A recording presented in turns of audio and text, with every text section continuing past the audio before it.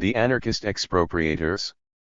Buenaventura, Durruti and Argentina's Working Class Robin Hoods. Osvaldo Bayer. Introduction. It's a chastening thought that Osvaldo Bayer wrote this book nearly 40 years ago, and his work still challenges us, as anarchists, with ideas, arguments, and problems that are still as relevant today as they were in 1975 or, indeed, as when the actions of this narrative were originally carried out. Much of Bayer's work belongs to the first wave of modern anarchist historiography that was, and still is, concerned with excavating anarchism stories, research that began to challenge our ideas as to what anarchism is and had been. Some of those early pioneering works include those by James J. Martin, 1953, and Valline, first English translations in 1954 and 1955, as well as the works of Antonio Tellez, 1974 in English, Bill Fishman, 1975, Hal Sears, 1977, and Paul Avriche, 1978. 1. These authors, together with Bayer and others, made the 1970s an exciting time for anarchist research. The Anarchist Expropriators was first published in 1975 as Los Anarquistas Expropriators y Otros Ensayos and is here published in its first English translation. It appeared shortly after what we consider to be Bayer's greatest work, the 4-volume La Patagonia Rebelled, 1972 to 1975, soon to be published in one volume as Rebellion in Patagonia by AK Press.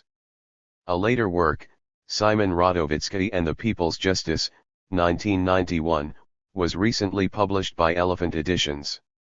Bayer and some of the other writers mentioned here were lucky enough to know some of the relatives and comrades of those who feature in their work, and this knowledge informs their narratives with a richness and immediacy that later histories often lack. The Anarchist Expropriators is a companion piece to Bayer's earlier work Severino di Giovanni Idealists de la Violencia, 1970, which was translated into English as Anarchism and Violence by Elephant Editions in 1985. The main protagonist of that work, Severino di Giovanni, is glimpsed only occasionally in this volume, which in essence concentrates on other groups of anarchists carrying out acts of expropriation and revenge both alongside Di Giovanni and his comrades and after Di Giovanni's execution on February 1, 1931. It presents us with additional information on the Argentinian anarchist expropriation movement that peaked during the 20s and 30s. Vicious infighting between anarchists, ruthless state opposition, bad luck, and its own ineptness destroyed this complex, challenging, and provocative movement, and Bayer attempts to show how that happened. Like Anarchism and Violence, the book is short on analysis but long on action. Events hurtle along at breathtaking speed and, by the final page, we are left breathless, and a little confused as to what has just happened. It is best not to read this book as a portrayal of the romantic outsiders who cannot fit into society and take a principled stand against all the everyday hypocrisies they see in anarchists and the rest of the world, the Stirnerite individualists going out guns blazing, proudly proclaiming their identity in a world that constantly attempts to suffocate them. Undoubtedly there are traces of that, but the people here are a little different from Di Giovanni and others who featured in Bayer's earlier work. You won't find in these pages the heightened language, the passionate hyperbole, the tragic hero set against the world. Men such as Miguel Arcangel Racina and Juan Antonio Moran seem much more hard-headed and pragmatic.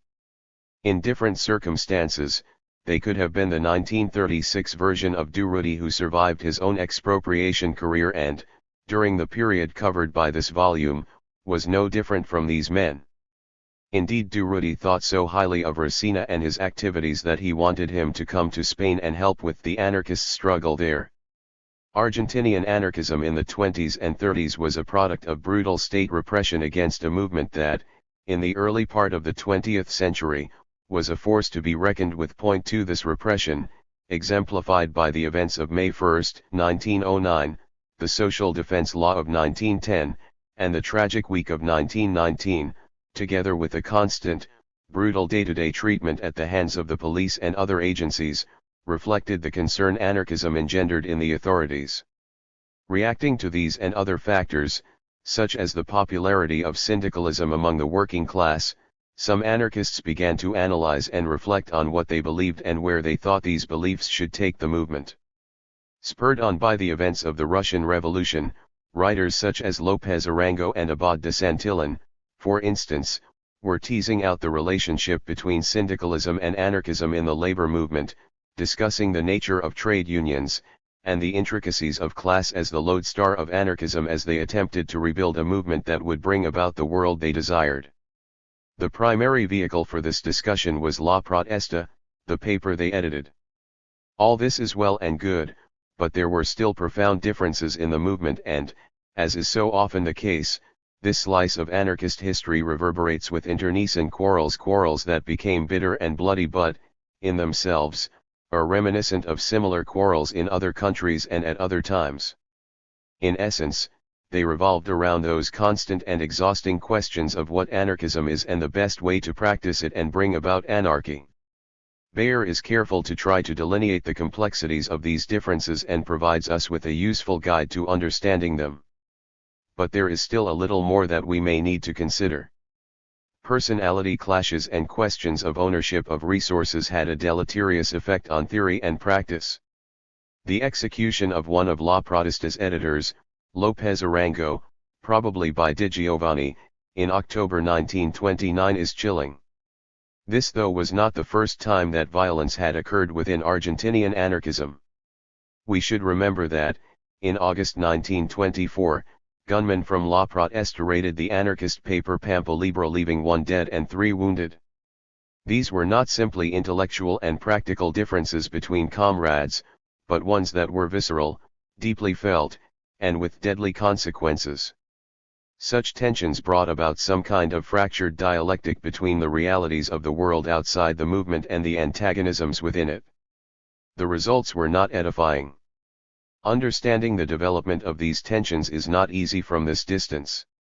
One senses that much of the antagonism on the part of those around La Anarca, presented in this volume as essentially La Protesta's most constant critic, who had broken away from La Protesta in 1921, consisted of a number of factors. A major concern was the printing press and resources that La Protesta owned. Who gave the present editors the right to own them and why weren't these resources shared across the movement? Secondly, and just as importantly, was the fact that La Protesta saw itself as the paper of the Argentinian anarchist movement, with the backing of the Fora, while La Anarca saw itself as one of the papers of a much more diverse anarchist movement than the one with which those around La Protesta identified.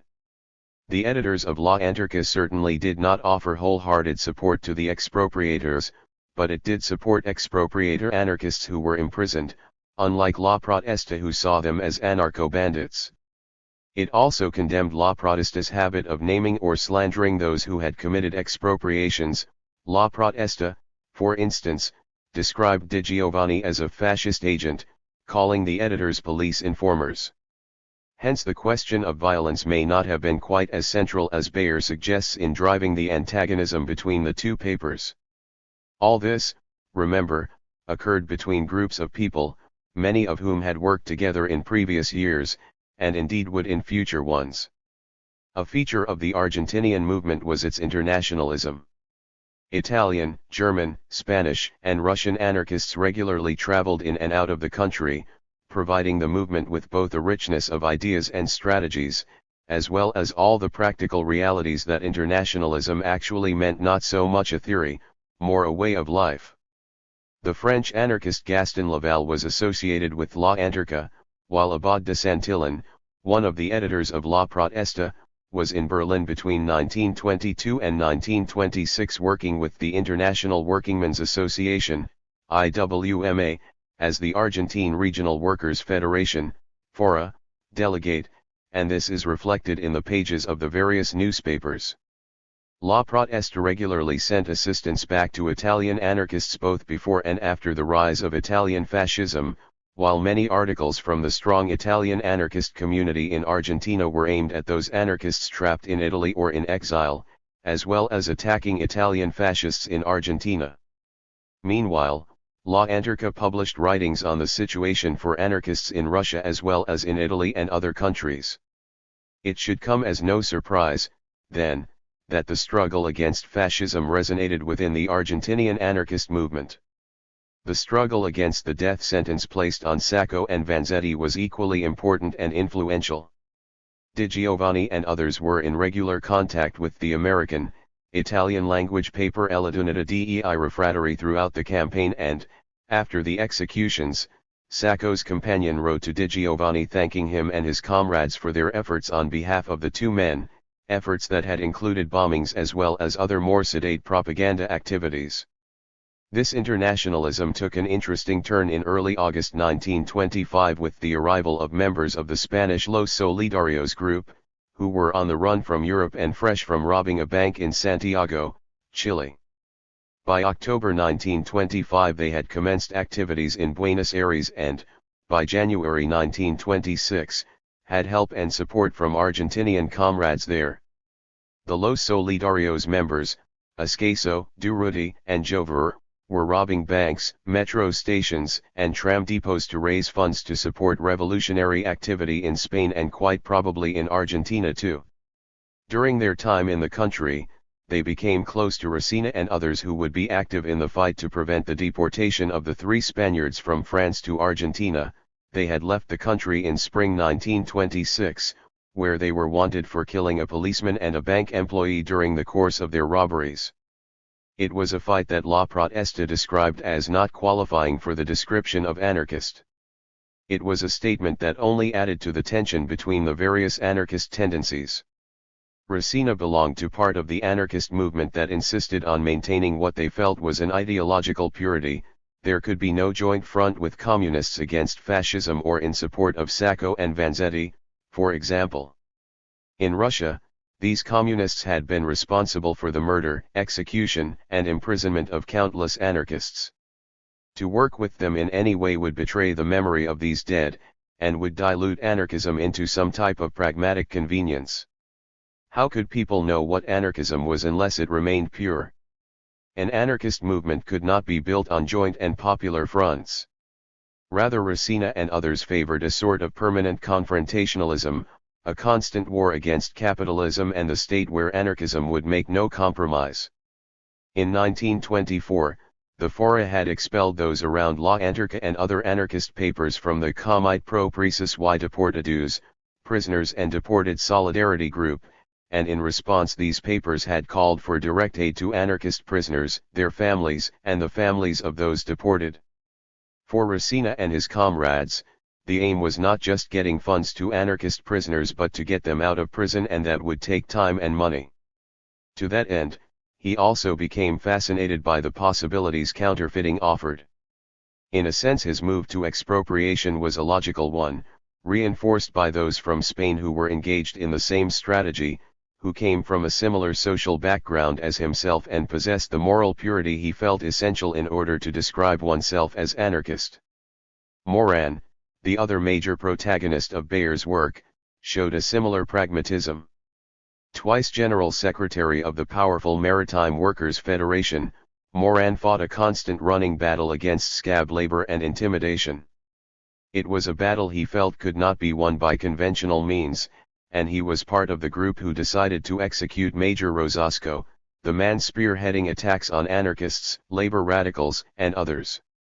The statement of those who carried out the execution ended with the words, "These proletarian fighters have shown, by executing Rosasco, how we may be rid of the dictatorship, root and branch."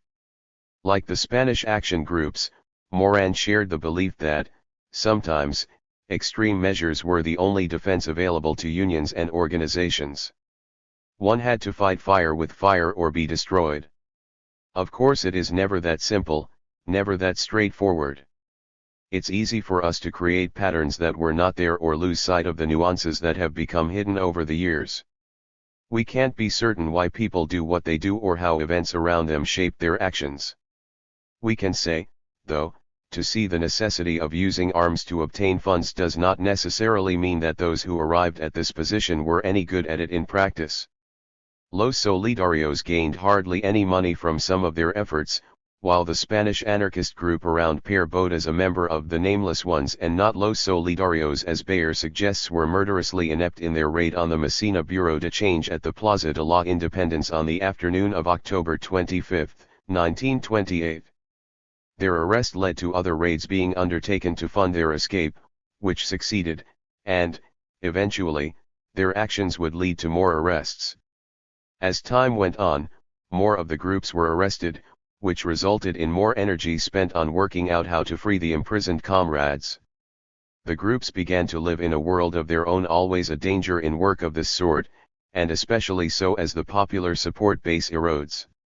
As part of his everyday work, Moran may have been able to chat with people who weren't taking part in actions, and, by doing so, he was able to temper his actions with realism. It became harder for others who, perhaps, grew more contemptuous of those who did not share their commitment and found it hard to know who to trust. The movement, if that is what it was, became more and more concerned with revenge on individual policemen as their comrades were killed and imprisoned. It became a small world of attack and counter-attack, with the protagonists known to each other, and everyone else relegated to onlookers. For the members of Los Solidarios there was always the organization in Spain. For the Argentinian anarchist expropriators there eventually was just themselves. Of course, the tension with the various strands in the anarchist movement increased as the actions continued and state repression grew worse. None of the tendencies appeared to understand the position of the others. Indeed, one senses that they were determined not to. For those around La Protesta, the most important work that anarchists could do was to create a movement, to bring numbers of the working class and others to their cause, to hold meetings, talk to people, produce newspapers and pamphlets that would build an educated, mass movement that could sweep the dirt of capitalism away. In their opinion, those in the action groups actively prevented this from happening. They put anarchism on the defensive, created a false impression of what anarchism was, and alienated everyone. If they did that, if they prevented the movement's growth, they were, objectively, assets of the state. Looking at it now from the hindsight of 90 or so years, it all becomes horribly poignant. There seems to be no common ground between the antagonists and, yet again, anarchist history gets bogged down in its own quarrels and vendettas. However we read and interpret Bayer's work, it is a challenge to discover anything positive. Thoughtful attempts to define the ideas of anarchism and its possibilities as carried out by Santillan etc. on one hand, versus a frustration with theory and a logical move to expropriation, often characterized by exemplary bravery and courage, on the other. Yet there are matters that should concern us here. The ending is unbearable with the murder of Moran and the others. Just as painful, if not more so, is the escape attempt of the anarchist prisoners in Caseros. With no hope of outside help, essentially abandoned, they still made their attempt. Expropriators some of them may have been, but to abandon them? Surely no correct anarchist line is worth the abandonment of those who also profess anarchism. We may have the right answer, even if we haven't the mass movement to celebrate the fact, but comradeship, in anarchism, has to sometimes cross the boundaries between those who agree with every word you say and those who question your methods and practices in the most profound way possible. As a comrade in La Anarcha wrote, the expropriators were always better than those who repressed them, and it appears that some forgot this. Some of the survivors of this story appear again in Spain during the revolution. Some played important roles, others less so.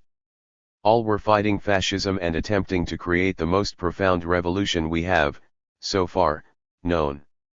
Abad de Santillan was working hand in hand with Spanish anarchists who had been members of action groups and, at times, expropriators. Circumstances change and, when you think you are winning, all is forgiven. As we said earlier, the qualities of a Racina, or a Moran, could have blossomed in Barcelona before the May days of 1937, and if we want to admire a Durruti or a Scaso for how they made their lives, mistakes and all, in trying to help construct a new world, perhaps the anarchist expropriators are worthy of a similar respect. Let's see where that takes us. Kate Sharpley Library. Chronology of events. June 18, 1897. The first issue of La Protesta Humana is published. In 1903 it becomes La Protesta. March 25 to 26, 1901. FOA, Argentine Workers' Federation, is formed with approximately 10,000 members. It is syndicalist in nature and rejects party political involvement. 1905. At its 5th Congress, FOA becomes the FORA, Argentine Regional Workers' Federation, with a commitment to anarchist communism. May 1, 1909. A cavalry detachment under the overall command of Ramon Falcon, chief of police, opens fire on a demonstration in Plaza Loria. Several demonstrators are killed and many wounded. An ensuing general strike lasts 9 days with over 2,000 arrests. November 13, 1909. 18-year-old Ukrainian anarchist Simon Radovitsky throws a bomb at Falcon's car, killing both Falcon and Falcon's secretary. Due to his age, he will be sentenced to indefinite imprisonment. Martial law is declared and remains until January 1910. The offices and printing press of La Protesta are destroyed during this period. April, 1915. 9th Congress of FORA reverses their support for anarchist communism. A minority of members break away and form FORA V, remaining committed to anarchist communism. This is the FORA that appears in this book. The majority become FORA 1X. December, 1918. A strike breaks out at the Vasna Metal Works in Buenos Aires. January 2 to 14, 1919. Events take place that will become known as La Semana Trágica, the Tragic Week. January 7, 1919. Strikers attempted to stop a shipment of materials from leaving the plant. The police open fire, killing 5 workers and wounding many. January 9, 1919. Violence breaks out between police and mourners at the funeral of the 5 workers killed outside the Vasna plant. The 2 FORAs call for a general strike. January 10, 1919 onwards. The right-wing Argentine Patriotic League attacked the Russian Jewish areas of Buenos Aires. January 12, 1919. The 9th Congress FORA decide to call off the general strike. January 14, 1919. Police raid the offices of La Protesta and smash its printing press. January 20, 1919. The strike is called off. Over the course of the tragic week, 50,000 would be imprisoned and many workers killed. May 19, 1919. The first politically motivated armed robbery in Argentina takes place as the manager of a bureau de change is targeted. It is a failure with no money taken and a policeman killed. The robbers are captured. 1921. The newspaper La Anarchist breaks away from La Protesta and will run until 1932. 1920 to 1922. A series of strikes, general strikes, and insurrections take place among the rural workers of Patagonia. In 1921, hundreds of striking workers, some of whom had surrendered, were summarily executed by the 10th Cavalry under the command of Colonel Hector Varela. January 27, 1923. Colonel Hector Varela is killed by the Tolstoyan anarchist Kurt Wilkins in response to the killings of workers in Patagonia. June 16, 1923. Kurt Wilkins is murdered in prison by a member of the right-wing Patriotic League, aided by the connivance of prison officials. August 4, 1924. Gunmen from La Protesta and FORA wreck the presses of anarchist newspaper Pampa Libre. 1 person is killed, several are injured. September, 1924. FORA advises its members to boycott the anarchist newspaper La Anarchist. June 9, 1925. 3 members of the Spanish action group Los Solidarios, Esqueso, Durruti, and Jover, arrive in Valparaiso, Chile. July 11, 1925. Los Solidarios rob the Bank of Chile in Santiago. Early August 1925. The group moves on to Buenos Aires. August 1925. Culmen, the paper of Di Giovanni and the Renzo Novatore Group, appears as a monthly journal. October 18, 1925. An armed raid by Los Solidarios on Las Maras tram depot nets very little money. November 17, 1925. Los Solidarios raid on Primera Junta metro station results in the death of a policeman and little money taken.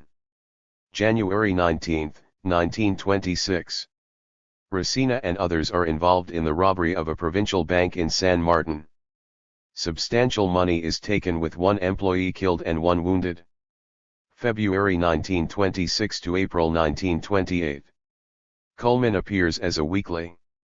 April 30, 1926. Escaso and Durruti arrive in France. Jover arrives soon after them. December 1926.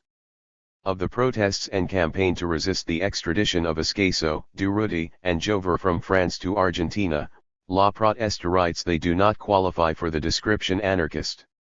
April, 1927. Extradition of Escaso, Durruti, and Jover from France to Argentina is confirmed. July, 1927.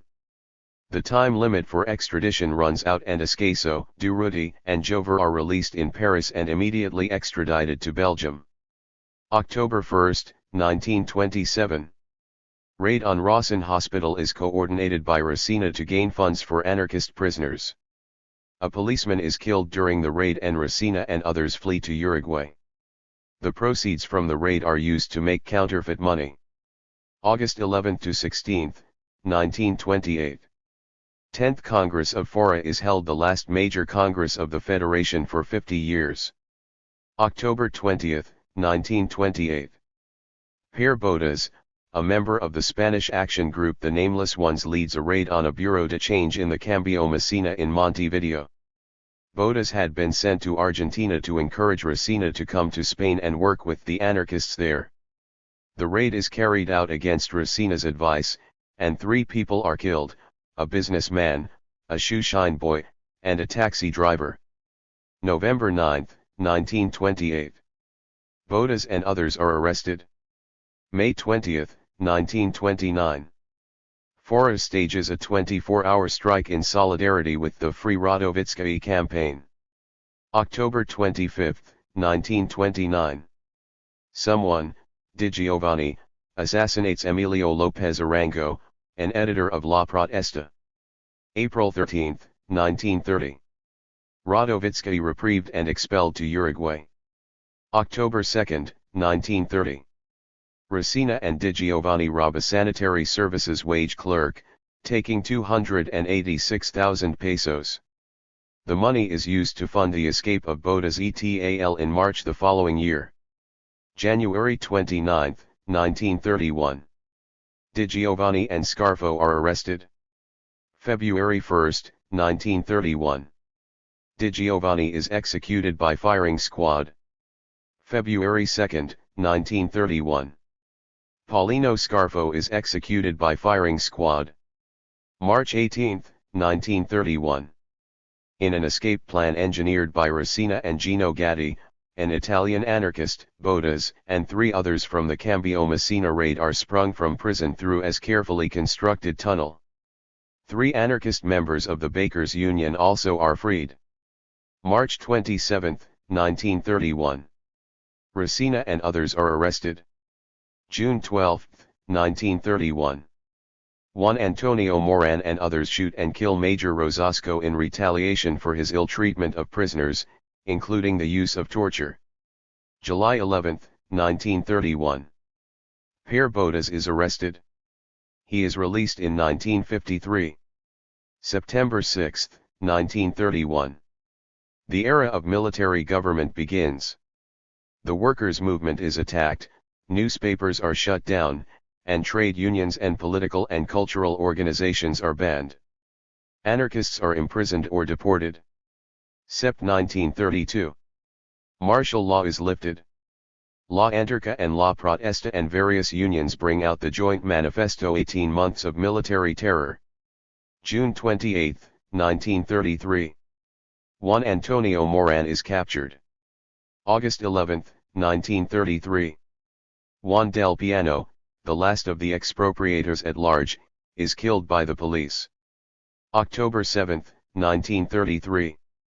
Anarchist prisoners in Caseros make an escape attempt. It fails. 3 guards and 1 anarchist are killed. May 10, 1935. Juan Antonio Moran is released for lack of evidence, and is kidnapped outside the prison. May 12, 1935. Juan Antonio Moran's body is found. He had been shot in the head. December 31, 1936. Miguel Arcangel Resina and 3 others are released from prison in Uruguay, and handed over to the Argentinian police. Resina and 2 others disappear while in police custody. Their bodies are never recovered. Kate Sharpley Library. The anarchist expropriators. Opposed, vilified, even by other libertarian currents, the anarchist expropriator movement, as its supporters described themselves otherwise, illegalist anarchism was in vogue in Argentina in the 1920s and 1930s. Recollecting and writing their story is certainly not the same as claiming it for one's own. Offering an objective explanation of how society developed just 3 or 4 decades ago is not just a difficult undertaking but, above all, it's a risky one. Precisely because of the confusion between objectivity and partisanship. Who, for example, would question the tale of Robin Hood, which every child has read? Now Robin Hood took from the rich and gave to the poor, and taking, robbing, and expropriating are all synonyms.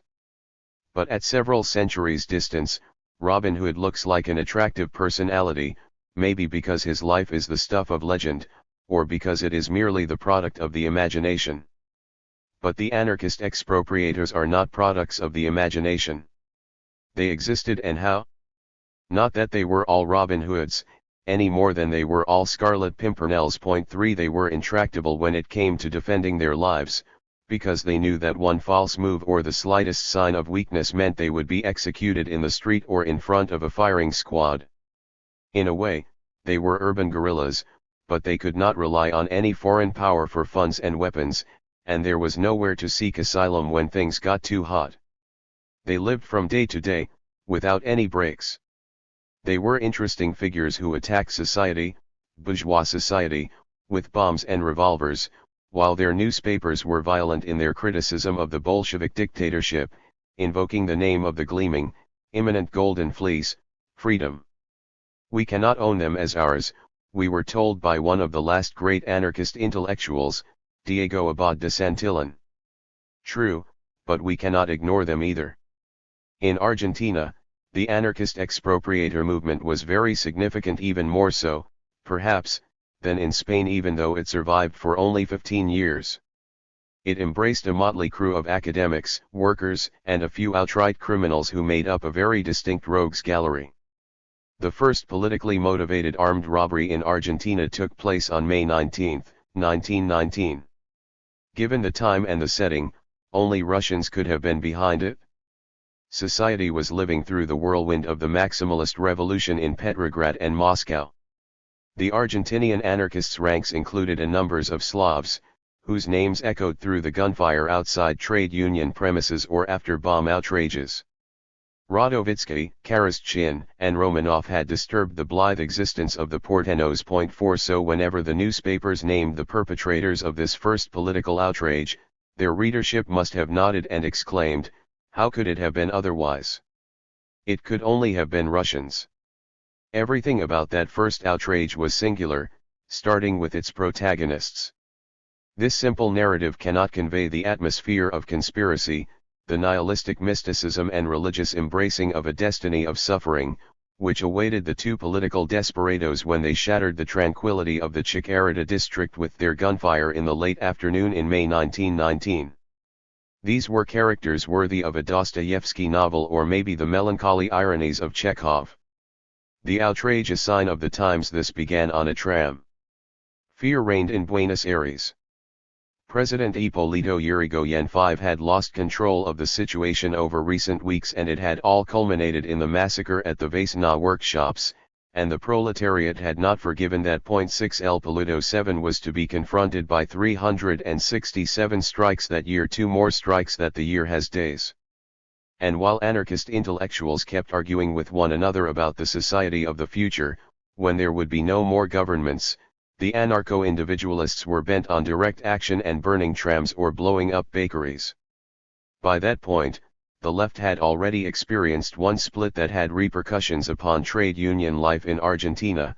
One strand of anarchism had gone over to the Russian Revolution, which is to say, to the Maximalists, Bolsheviks. The other strand, though, the majority anarcho-communist strand, was as critical of capitalism as of Lenin's government, having the view that these were two forms of the same phenomenon of dictatorship. The arguments between the two were vitriolic. The more pragmatic anarchists who backed the Russian Revolution argued their case in the columns of Bandera Roja, while the die-hard anarcho-communists damned them as opportunists and traitors in La Protesta, El Libertario, and Tribuna Proletaria. The two protagonists of the May 1919 outrage were drawn from the ranks of the anarchist faction that supported the Russian Revolution. These were no opportunists, merely Russians who sought to finance the launch of a Russian-language newspaper as a way to explain to their countrymen, who had also settled in Argentina, just what was happening in distant Mother Russia. The Perazzos were a couple who were doing quite nicely, thank you. They had a currency exchange at 347 Rivadavia Street in the building that had formerly housed the Chamber of Commerce. They closed the exchange at 7 p.m. every day, and went home to the Chicarita district on the number 13 tram, which they caught in the city center and which dropped them off just a few meters from their home. Pedro A. Perazzo normally carried a briefcase. For a few days early in May, Senora Perazzo noticed the unusual eyes of two strangers watching her through the exchange's plate glass window. One of the men was quite fair-haired with a Polish look to him, whereas the other one's eyes were dark and twinkling. She brought this to her husband's attention, but he dismissed it as of no consequence. On May 19, the Perazzos left the bureau at 7:30 p.m., and caught the usual number 13 tram homeward. Senor Perazzo had his briefcase with him. En route, his wife felt unsettled. She was sure that the passenger sitting behind them was the Polish-looking stranger who had been watching incessantly lately. She told her husband, who reassured her but was actually also on the alert, for he had noticed something. The tram was being tailed by a car that had drawn up close behind several times, and one of the passengers had been sneaking a look in their direction. As they arrived at their stop, Perazzo was more at ease. There, at the junction of Jorge Newbery and Lemos streets, there was plenty of light and traffic. Two tram routes passed that way and only 50 meters separated them from busy Triunvirato Street. Just as he was climbing down from the tram, his wife suddenly tugged at his jacket sleeve and froze. The Pole had disembarked too. The tram carried on along its route. The mysterious car drew to a halt and the dark-eyed man got out. Next the Pole produced a revolver and hurled himself on Perazzo, while his wife fled, screaming. Perazzo was so stunned that he clung to his briefcase. The Pole tried to wrest it from his grip, but when that failed, he lost his cool and started shooting all over the place. At that point, the number 87 tram arrived on the scene, with two policemen on the platform. Seeing the scene in front of them and hearing the gunshots, the policemen drew their guns and took aim at the car and at the fair-haired man who had finally managed to get the briefcase. His accomplice in the car called to him, but he didn't hear and was so on edge that he ran off on foot while continuing to shoot in every direction. One bullet struck the tram driver in the chest and he slumped to the floor. 8 Another bullet hit one of the policemen in the foot. Unable to help their comrade, the dark-eyed man and the driver of the mystery car made their escape. The gunman, with the other policeman in pursuit, raced down Lemos Street, and then turned north down the unasphalted, pitch-dark Leon Street. He reached Fraga Street, but he was jinxed. Number 225 Fraga Street was the home of two policemen, who, having heard gunfire, had come out with their guns. Spotting the malefactor who had dumped the briefcase on the corner, they took cover behind some trees and emptied their weapons in his direction. One of their bullets shattered his left arm. Infuriated, he advanced towards the policeman hiding behind the tree, fired one lethal shot into his chest, his last bullet, and took shelter in a coal depot. The coalman, whom curiosity had drawn out onto the street for a closer look, was struck in the eye by one of the policeman's bullets. Out of ammunition and wounded, the malefactor took cover behind some flower pots and ferns. There, he collapsed from exhaustion and was arrested. It had all gone wrong, a real farce. One policeman dead, the coalman and the malefactor both seriously wounded, and the latter bleeding profusely, and the Perazzos and another policeman slightly injured. All for nothing. Who were the malefactors? That was something that would surprise the police in the course of their inquiries, which would be slow and complicated, in spite of the vengeful zeal invested in them. The unknown offender was treated before being subjected to questioning, which must not, of course, have been unduly gentle. He was tall, beefy, pale-complexioned, with short chestnut-brown hair and Slavic features. His clothing was modest but clean. He had papers in the name of Juan Konovisuk, born in, Russian, Bessarabia on January 27, 1883. Later his real name came to light. He was Andrei Babi, a white Russian naturalized Austrian, born in Bukovina on the border of the two empires. He was 30 years old and had been a resident of Argentina for the past 6 years. He was a bookkeeper. In spite of hour after hour of questioning, the police could get nothing out of him except a far-fetched story. Babi told how he had been sitting on a bench in a square, jobless, when a sinister-looking, bushy-mustached individual, known as Jose the German, had invited him to have lunch with him and offered him a simple job that paid a few pesos. All he had to do was follow a couple, the Perazzos, on the tram and snatch a briefcase from the man when they got off. Babi said that he was afraid to refuse, and that, once on board the tram, he had seen Jose the German following in a car and looking menacingly at him in order to make sure he did his part. Babi claimed that this was all the information he could give about this mystery man. Each day, the porteños read the reports of the attack and about the investigation's progress. The newspapers carried lengthy reports on Babi's statements, and indulged themselves in speculation about Jose the German. So much so that a sort of psychosis developed, wherein everybody thought they knew someone who looked that suspicious. Because of this, the police received dozens of denunciations, emanating mostly from prostitutes and cafe owners. Unconvinced by Babi's story, the police conducted inquiries in all the German restaurants. But the owners and waiters were quite embarrassed about their answers, because their German clientele included lots of men who actually wore a mustache like the Kaiser's, although Wilhelm II had by then lost the war and his throne and fitted the description. The police received an anonymous tip about Andrei Babi's address. He had a room at 1970 Corrientes Street. On being questioned, the concierge stated that Babi shared it with a certain teacher, one German Boris Vladimirovich. The police asked to speak to him, but he had packed his bags on May 19. The room was searched. From a photograph, Senora Perazzo identified Boris Vladimirovich as the dark-eyed man who had been watching her through the exchange's window and who got out of the car when Babi had snatched the briefcase from her husband. The police, sensing that Boris Vladimirovich was the brains of the operation, jumped into action. They asked about his associates, and came up with the Kaplan brothers, who readily admitted that they knew him. They said that he and Babi were anarchists and that Vladimirovich was very friendly with a member of staff at the La Plata Astronomical Observatory, where he was wont to visit, being an enthusiastic student of the stars.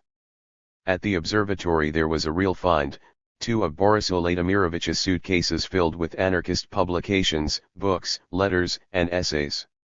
Boris's friend on the staff, who had no idea of what his friend had been mixed up in, told detectives that he did not know where Boris was, but that a Ukrainian from Borisov Juan Matrichenko might be able to help them there.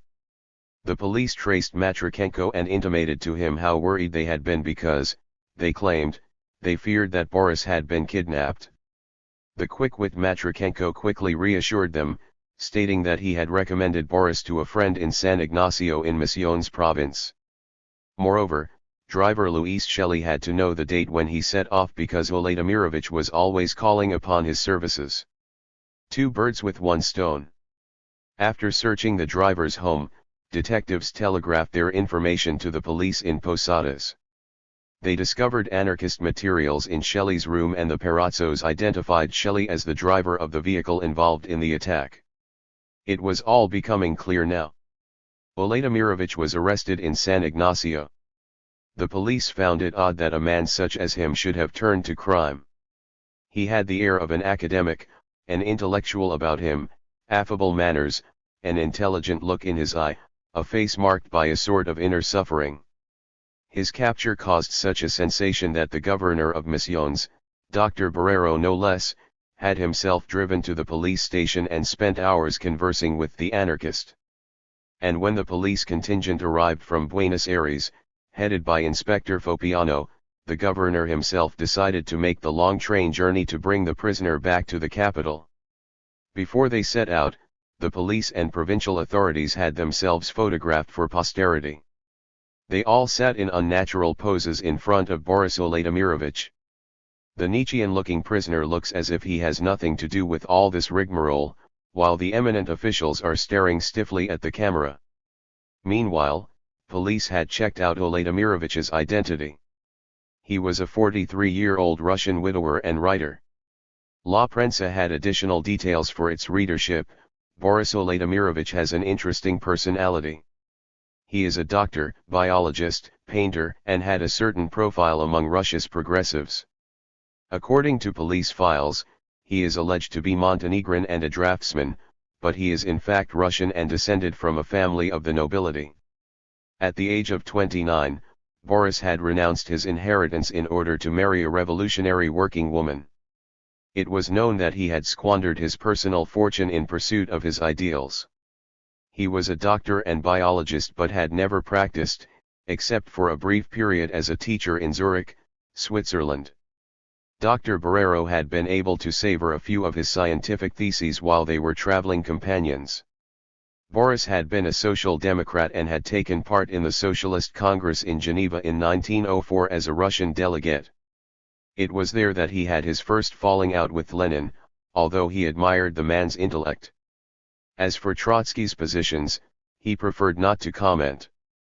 The police pressed ahead with their inquiries. Boris was the author of a number of published works, including 3 sociological treatises. He spoke German perfectly as well as French and Russian, and had a command of most of the tongues and dialects in use in his mother country. And he spoke Spanish relatively well. His hobby was painting. Indeed, he had left 24 canvases behind in Buenos Aires, one of them a self-portrait. Finally, he had given lectures on anarchism in Berisso, Durruti, and in the capital. But why had this man, an active member of the European revolutionary movement, come to Argentina? Little by little, more details emerged. His wife's death and the awful failure of the 1905 Russian Revolution had destroyed his morale. Melancholy by nature, he sought consolation in vodka, a drink that he had had a fondness for since a heart attack.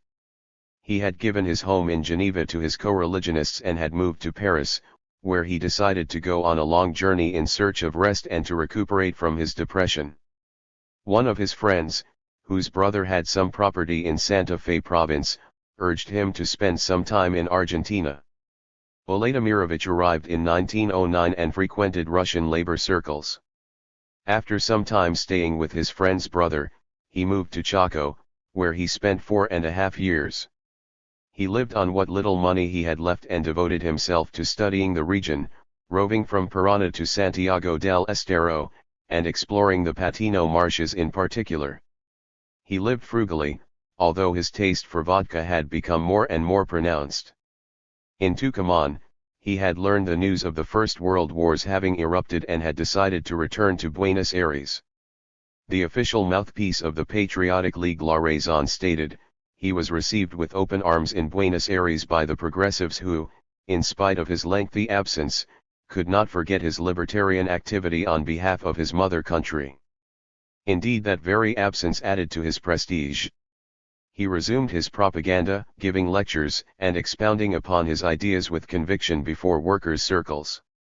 He would mount the rostrum, and the size of his audience scarcely mattered to him.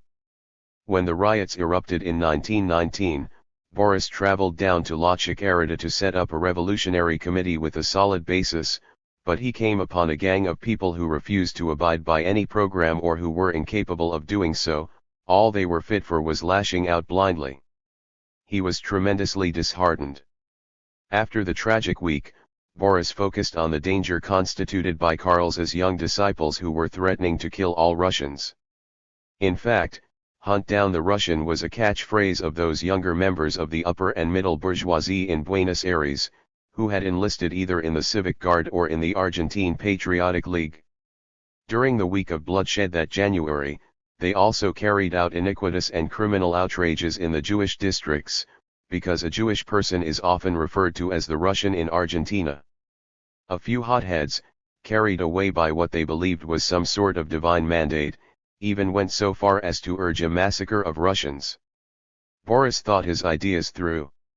It was, he thought, his duty to enlighten his countrymen who had settled in Argentina, particularly with regard to the implications of the October Revolution, which, he argued, would usher in undiluted human freedom. Because of that, he became truly obsessed with the notion of publishing a newspaper. He regarded it as essential that he have a newspaper at his disposal because, as some journalists reported a few weeks later, after he was released from isolation, those who leave Russia for Argentina are the dregs of the people, above all the Jews, who, taken all in all, represent an incoherent mass incapable of establishing a serious revolutionary program, much less putting a grand theory into practice.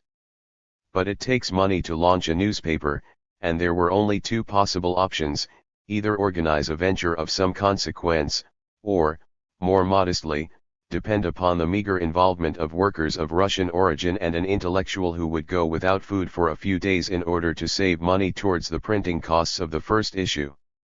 Given his background, Boris was not used to small beer and subsistence living. He lived from day to day, getting money from the sale of some painting or from language lessons, and did not hesitate to treat himself to a fancy restaurant meal when he was flush with money.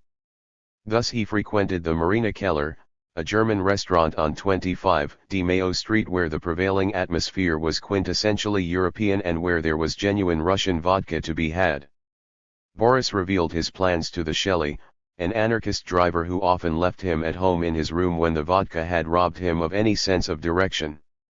Shelley was a man of action who had also taken part in the week of strikes in January. It was Shelley who had all the information about the Perazzos.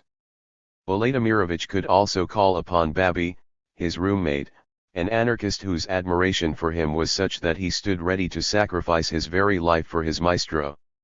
Interrogated by a police team from Posadas, Volodymyrovich admitted to being the instigator and sole author of the attack. When the police allowed him to talk to Babi, he told his confederate to drop the story about Jose the German because he had already confessed. Quite unintentionally, Boris posed a legal problem. 9 His case proved so interesting that, while he was being held in isolation, the Interior Minister and several parliamentary supporters of Yrigoyen eager to get to know him better visited him. As the minister left the prison, he told the media that the prisoner responded with serenity to the many questions put to him. All of which left the investigating magistrate seething with indignation. He was against the high-ranking official and the deputy's visit, and raised objections, reminding them that the accused was being held in isolation and therefore denied visitors. Argentine judges at the time were particularly severe with anarchists and with simple strikers. For example, one employee of the Gath and Chavez Company was sentenced to 2 years in prison for having issued a call for a strike outside a store. Workers were sentenced to 8 and 10 years in prison for thumping a scab. And they weren't sent to some sort of ladies' finishing school. The shadow of penal servitude in Ushuaia hung over any who departed from society's prescribed norms.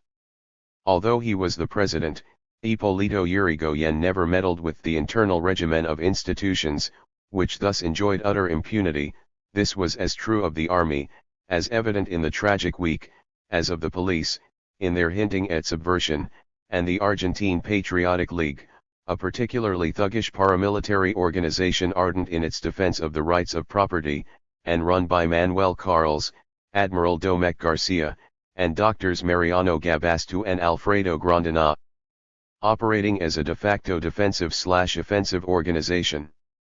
So we can imagine the fate that awaited the failed expropriators. Especially Babi, the cop killer. The Jockey Club wasted no time in launching a subscription for the family of the police victim of an anti-Argentinian gang, and raised 2,010 pesos on the very first day. This was 1919, remember. La Razón challenged Oladimirovich's story about the money from the attack being destined to finance a newspaper. According to La Razón, his aim had been to buy the materials for bomb making. For its part, Critica described them as bandits reminiscent of the Bonnot gang, the French anarchists who attacked banks in France and Belgium at the turn of the century. Before the court, the prosecuting counsel, Dr. Costa, asked for the death penalty for Babi, 15 years for Oladimirovich, and 2 years for Shelley. After the convicts had spent many a long month in solitary confinement in La Penitenciaria 10, the judge, Martinez, reduced Babi's sentence to 25 years in prison, Oladimirovich's to 10 years, and Shelley's to 1 year. On appeal, the prosecution asked that the original sentences be reinstated, but the judges, taking things even further, passed death sentences not just on Babi but on Oladimirovich as well. This sentencing was hotly debated. The anarchist newspapers stated that this was a case of class vengeance on the part of the bench. Legal circles were shocked by the sentences. Babi's was regarded as fair in that he had fired at police officers and killed one of them, but Oladimirovich had not used any weapons. Based on what he said, this was the line taken by the trial judge: every criminal must answer before the court for his misdeeds and their consequences. This is why Oladimirovich cannot be charged with acts for which Babi bears the responsibility: the killing of Officer Santillan and the wounding of Officer Varela, insofar as there was neither connivance between them nor any complicity on the part of Boris Oladimirovich. By contrast, the appeal court put forward the following argument: the court would like to point out that the accused fostered a conspiracy, a criminal association punishable under Article 25 of the Penal Code. Although not a direct participant in the murder of Officer Santillan, Boris Oladimirovich shares in the responsibility for it, for the law's view is that there is implicit solidarity in the crimes of conspirators, and it deals likewise with accomplices and perpetrators. As for the reduction of the sentence requested by the prosecutor, the court would like to point out that the application of the law falls within its remit, both in cases where the accused presents an appeal and in those where the prosecution decides against that, and thus in no instance may the court's powers be restricted. Ricardo Sieber, Daniel J. Frias, Sotero F. Vasquez, Octavio González Rura, and Francisco Ramos Mejia endorsed the sentences, but 2 appeal court judges, Eduardo Newton and Jorge H. Frias, dissented and voted to confirm the court's original sentencing. It was this discord that enabled Babi and Boris to cheat death, because the court was obliged to declare that, given that it may not impose the death penalty upon the accused, insofar as Article 11 of the Code of Criminal Procedure requires unanimity of the court sentences Andrei Babi and Boris Oladimirovich to life imprisonment. When Boris was told his sentence, he remarked, without the slightest affectation, "The life of a propagandist of ideas such as myself is at the mercy of such contingencies. Now and in the future. I am well aware that I shall not see my ideas succeed, but others will sooner or later take up the baton." But the life of the erstwhile biology teacher from Geneva did not include any provision for a future. A few months later he was deported to remote Ushuaia, handcuffed with a squad of common criminal prisoners. Though he had risked banishment to Siberia in the past, it probably never occurred to him that he might someday wind up in such a desolate region, such a ghastly penitentiary, and in such a distant land. In prison, his health, which hadn't been good to begin with, deteriorated rapidly. His end was near, and it was hastened by poor food, cold, and the beatings that were the daily fare of those dark days in the penitentiary. Despite this, people who met Boris in Ushuaia reported that he continued to peddle his ideas among the inmates, and before he died he instigated a feat that brought his strange face back to the newspapers. La Raison described his appearance as queer, sinister, and gothic. He was the brains behind the anarchists' revenge on Pérez Millán, a Patriotic League member who had killed Kurt Wilkins in a bloody incident after the killing of 1,500 in Patagonia. 11 For his own protection and in order to spare him from the sentence such an offense would have merited, Pérez Millán was passed off as insane and was sent to the insane asylum in Vieites Street. Revolted by Wilkins's killing and having discovered that Pérez Millán had been committed as insane to the Vieites asylum, Boris Oladimirovich set about faking a nervous breakdown of his own, degenerating into complete madness in Ushuaia. He knew that mental cases from Ushuaia were transferred to the criminal cells in the Vieites asylum, and contrived to ensure that this was the case with himself. Once he'd arrived at the Vieites asylum, however, he was taken to a different wing from Pérez Millán, who enjoyed privileged treatment in a special little wing. Thanks to the Buenos Aires anarchists, Boris got hold of a revolver and passed it to Lucic, an inmate who enjoyed free access to all areas. With his powers of persuasion, Boris convinced Lucic to avenge Wilkins by killing Pérez Millán, which Lucic duly did. For the anarchists, this revenge was a question of honor, so much so that those in the know about Boris's part in Pérez Millán's death hailed the one-time Russian aristocrat as a hero of their movement. Boris's involvement triggered further maltreatment, which quickly brought about his death. In his later years, both of Boris's legs were paralyzed, and he had to crawl if he wanted to leave his cell, a character from Dostoevsky who met a Dostoevskian end, like someone out of The Insulted and Humiliated or The House of the Dead. This singular initial eruption of expropriator anarchism in Argentina triggered a long debate that lingered through the entire period when anarchism was active in the country. Should there be support for those who resort to expropriation or crime in order to support the ideological movement? Or should they be repudiated as discreditable to the libertarian struggle? The intellectuals, mainly those around La Protesta, and the anarcho-syndicalists, from the 9th Congress Fora, were strictly opposed to political crime as well as to violence when the latter relied upon recourse to bombs and outrages against individuals. By contrast, the activist groups that advocated direct action, the mouthpiece for which was La Anarcha from 1921 onwards, and the non-aligned trade union bodies offered moral support to any act, no matter how illegal, directed against the bourgeois. Furthermore, from 1921 and 1922 onwards, the few anarchists who backed the Russian Revolution were well and truly let down by it. The slaughter of black flag supporters by the red-flagged commissars of the new socialist republic built upon the ruins of the Tsarist Empire, the deportations and imprisonment of anarchist ideologues who had flooded into Moscow from all corners of the world, had turned the mighty phalanx of working-class anarchism and its thinkers against Lenin and his supporters. In Argentina, all genuinely anarchist publications lashed the communist regime and the capitalist regime alike. They were two identical dictatorships, they wrote, different in terms of the ruling classes involved, but they both robbed the people of its freedom. The only contacts between communists and anarchists in Buenos Aires came through the Italian anti-fascist committee made up of exiles of every persuasion to be found in the Italian peninsula. It embraced liberals, socialists, anarchists, and communists, and together they organized meetings addressed by a speaker from each tendency, which caused grave disagreements to break out between the anarchists. Many of them argued that they could not share a platform with the persecutors of their Russian colleagues.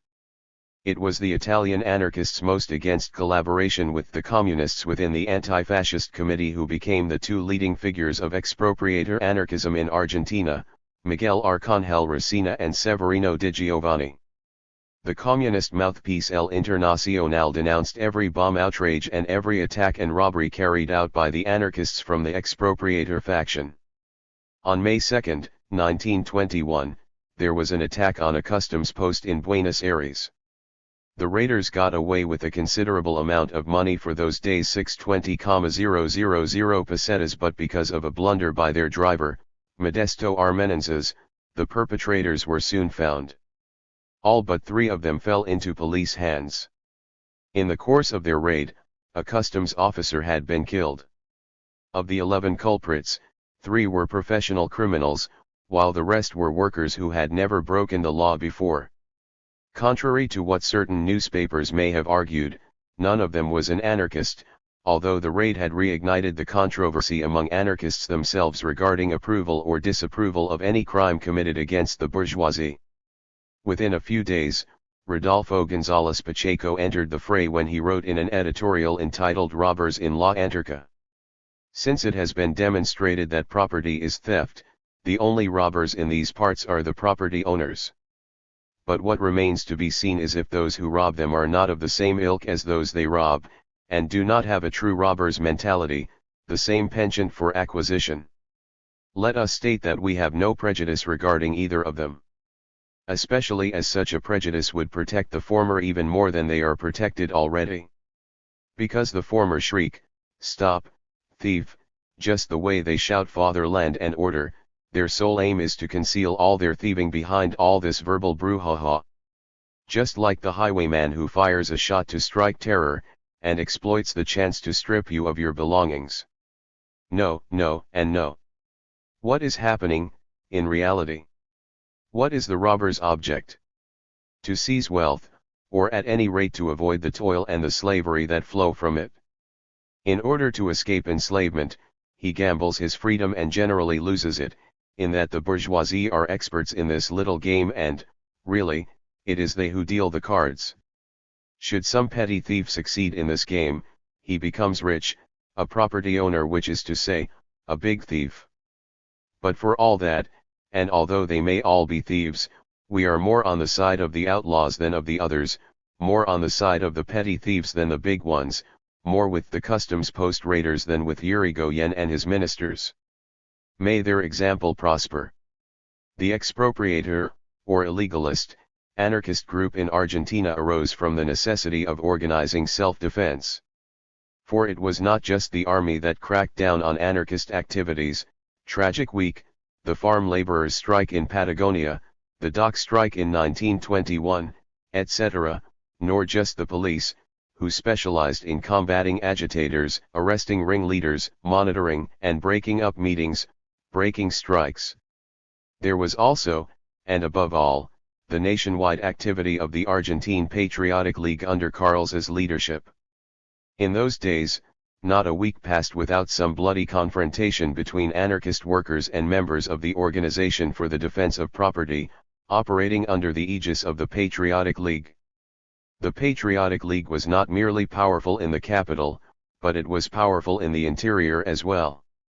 There, under Carls's leadership, the landowners and their sons formed themselves into armed phalanxes and underwent military training so they would be prepared to defend themselves against the persistent agitation of the farm workers. Clashes were inevitable, and the one in Gualeguaychú on May 1, 1921 ended in out-and-out tragedy. That day, the Patriotic League held a massive demonstration to counter the workers' planned celebration with a huge procession of mounted gauchos, representatives of the region's Catholic schools, 50-meter-long Argentinian flags, young girls scattering flowers before the League's burly young men. This demonstration reached its peak with the arrival of Carls. In frock coat and bowler hat, he climbed out of a biplane that had brought him from Buenos Aires. Once this high mass of patriotic display had ended, the Gaucho cavalry, under the command of the rancher Francisco Moroc Bernard, made for the central square in Gualeguaychú, where the labor rally was in progress and where both a red and a black flag were flying. At the sight of those emblems, Carls's men's patriotic blood boiled over. They pounced on the ramshackle proletarian platform and on the 3,000 participants. It was carnage. At first, it was believed that 5 workers died and 33 were seriously wounded. The anarchist press tripled these figures, while the official press minimized them. La Prensa tried to explain the episode away by arguing that 95% of the victims were not Argentinians. So one can imagine what sort of labor gathering had taken place, during which anarchists must have violently assailed our nation's symbols. Only 20 to 30 members of the Patriotic League were involved in the incident. Initially, probably in haste, the police claimed that the workers were not armed. The following day, 2 carloads of youths from the Patriotic League attacked the premises of the drivers' union in the capital. 2 anarchist workers were killed, the Canovi brothers. And 3 or 4 days later there was a gunfight at the docks where the dockers had gone on strike, during which an anarchist worker and a member of the Patriotic League lost their lives. The violence was escalating, and in their publications the anarchists called for armed resistance to any League attacks and went so far as to advocate attacking it on its home ground if necessary. In the 1920s, it was increasingly difficult to secure a peaceable society. Anarchists bragged about carrying guns, and it's true that they were not shy about using them. One need only cite the Jacinto Arroz incident where, for the first time in history, a gunfight erupted inside a police station between anarchists and the police. In that case, the farm workers in the area were living in fear because their rights were being trampled, and anyone who dared protest was replaced by imported labor. The local police inspector could think of no better solution than to invite all parties concerned to the station for discussions and to come to an agreement. Some workers took up the invitation, among them several delegates influenced by Bakunin's theories, and on their arrival, they were invited to go on through to the station yard, which they were startled to find ringed by armed policemen. There was still no sign of the inspector, and 2 sergeants began to call the workers one at a time, steering them down a corridor before disarming them and handing them over to other police. They were then made to lie down on the ground and were beaten with clubs. A pretty drastic way of resolving a labor dispute. But the anarchists who were still out in the yard, and who were assuredly no choirboys themselves, opened fire even though they were surrounded. It was a real bloodbath with fatalities on both sides. From that day forth, Jacinto Arroz became a symbol for all Argentinian workers.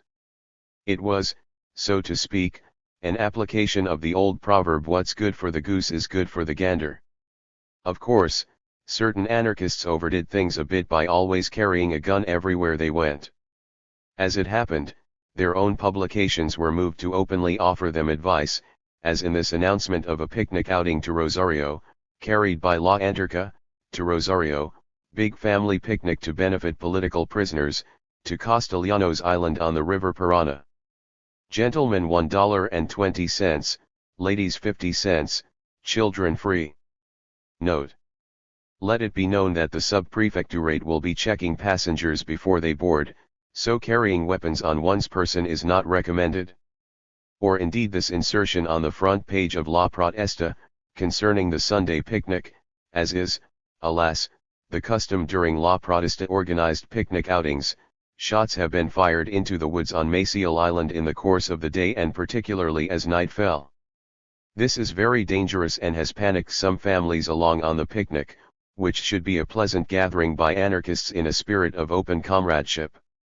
We have had complaints from several participants in the picnic, and even from a fisherman living on the island. All were almost hit by a stray bullet during one of these many shooting sessions. Comrades must avoid firing revolver shots into the woods and impress upon trigger-happy amateurs the danger they are posing.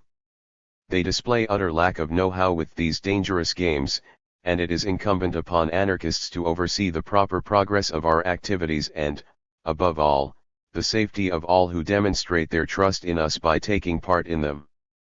Consequently, we urge comrades not to shoot during our picnics and to prevent any participants who may not have read this notice from indulging in the game. It would appear that this friendly gunfire was a well-established practice, for the newspaper concerned carried the notice for several days in a row. There were countless instances of clashes between workers of differing persuasions in the workplace, of workers' acts of revolt against foremen or employers, which then degenerated, of wage earners taking on the police and members of the Patriotic League. Let us cite, for example, the case of Pedro Espelacin, who later became an active member of the anarchist expropriator movement, who killed a foreman caught in the act of mistreating a child.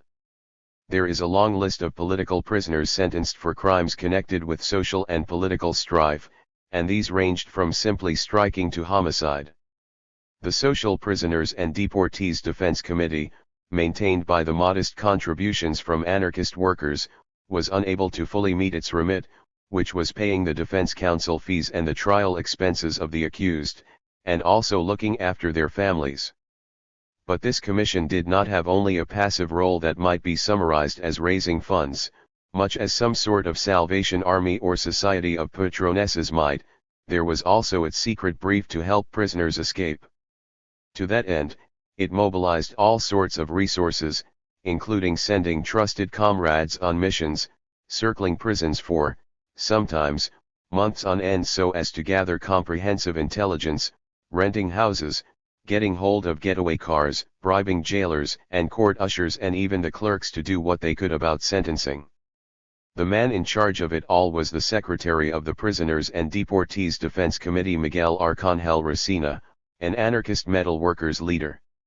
While the ideologues of La Protesta and La Anarca were pointing out in their columns that prisoners' freedom ought to be secured only by means of strikes or by mobilizing the masses of the people, Resina was a man of action sufficiently cunning to thwart the plans of the police and courts. He was a cerebral, cool, scheming sort. But when action was called for, he was the one who took the bull by the horns, not just by leading, but also by springing into action. He had demonstrated this already in the Radovitsky case. He had patiently and adroitly made overtures so that he might be appointed a prison guard in Ushuaia. There he was to prepare everything in fine detail so that this time the escape attempt would not fail. Just as everything was in place, a blabbermouth at the Congress of the Argentine Union of Trade Unions, made up of socialist and trade unionist leaders, hell-bent upon doing the anarchists damage, disclosed that Resina was working as a dog in Ushuaia prison, dog being the affectionate nickname that anarchists used for prison guards and policemen. Inquiries were made, and the police discovered that Resina was indeed on Tierra del Fuego. He was immediately sacked and driven from the prison. Before he vanished, and lest all his trouble should have been for nothing, Resina torched the prison governor's home. Later it was Resina who orchestrated the initial escape of the baker Ramon Silveira, who had been sentenced to 20 years in prison, and laid the groundwork for Silveira's second breakout. Those two genuinely sensational events demonstrated his real flair as organizer, a flair that he later demonstrated in the preparation of sensational attacks and in direct action operations. The relentless war being waged between the two anarchists factions, the Protestistas and the Anarchistas, the right and left wings of the movement, became so frenzied that the Defense Committee split into two factions, each championing its own prisoners.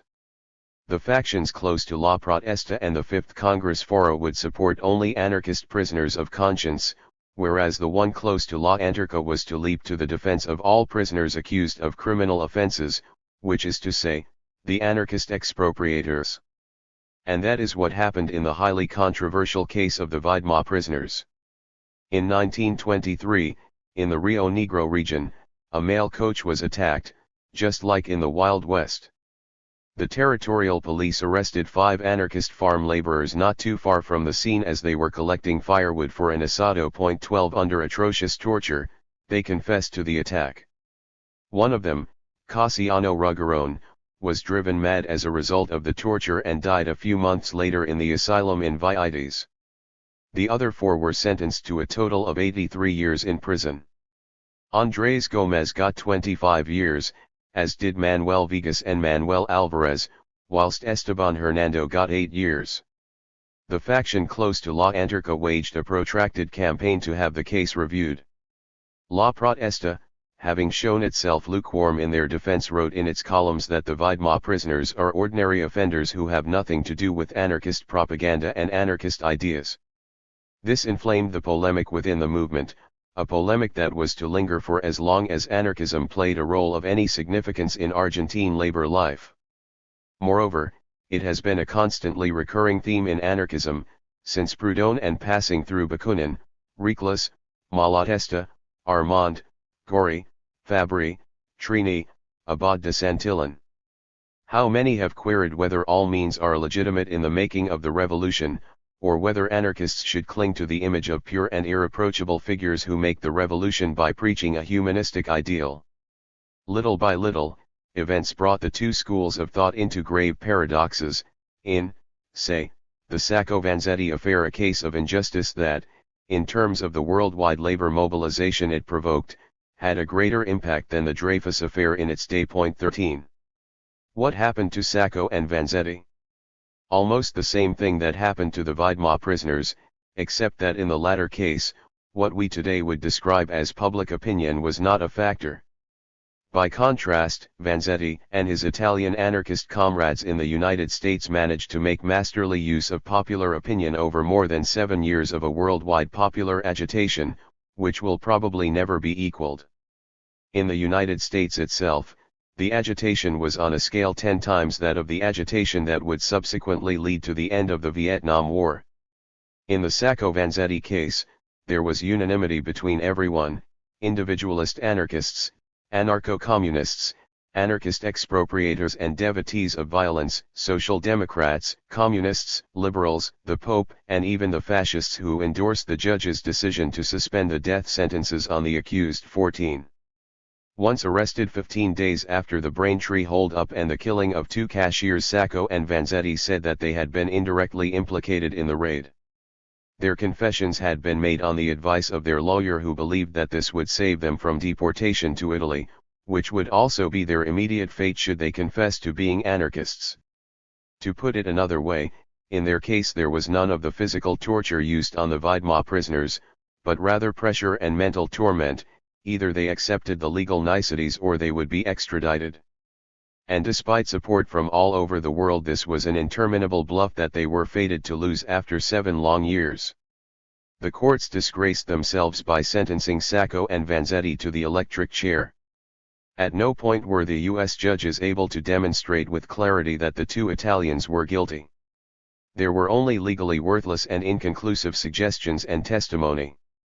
It goes without saying that what tipped the scales, above all else, in the sentencing was the fact that the accused were anarchists. It was the same in the Weidmar prisoners' case. As for Sacco and Vanzetti's guilt or innocence, we will never be able to pronounce on that with certainty. On the other hand, there is no denying that they were members of a pro-direct action group. L'Unità dei Refratari was the mouthpiece of the New York Italian anarchists, to whom we are largely indebted for the launching of the mammoth worldwide campaign that sounded the alarm. This was a newspaper unambiguous in its support for direct action. So much so that a few years later it would support Severino Di Giovanni and his colleagues, who were to be either ignored or damned in Argentina.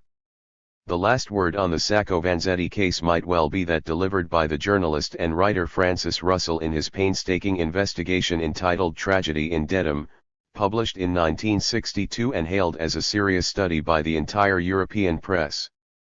Francis Russell reckons, and James Joll shares this view, that Sacco was a dyed-in-the-wool expropriator and went in for that sort of thing as a means of raising funds for the cause. And the likelihood is that he and Vanzetti, who was always welcoming towards the persecuted, without asking whether they were expropriators or not, were framed because they were dangerous agitators. But there was nevertheless a hiccup in the support that anarchists gave Sacco and Vanzetti.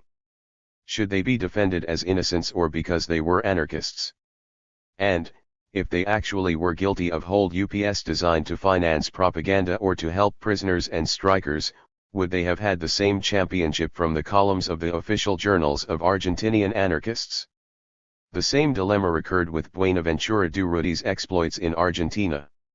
On October 18, 1925, 3 persons slipped movie style, as La Prensa put it, into the Las Heras tram depot in Anglo, smack dab in the middle of the Palermo district.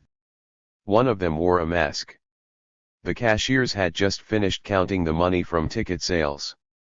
"Hands up," the shout rang out in a strong Spanish accent before the money was demanded.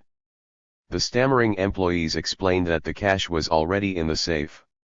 The key was demanded, to no avail, as the manager had left and taken it with him. The raiders conferred with one another and withdrew.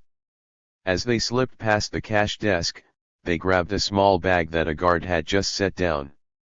It held 38 pesos, in 10-centavo coins.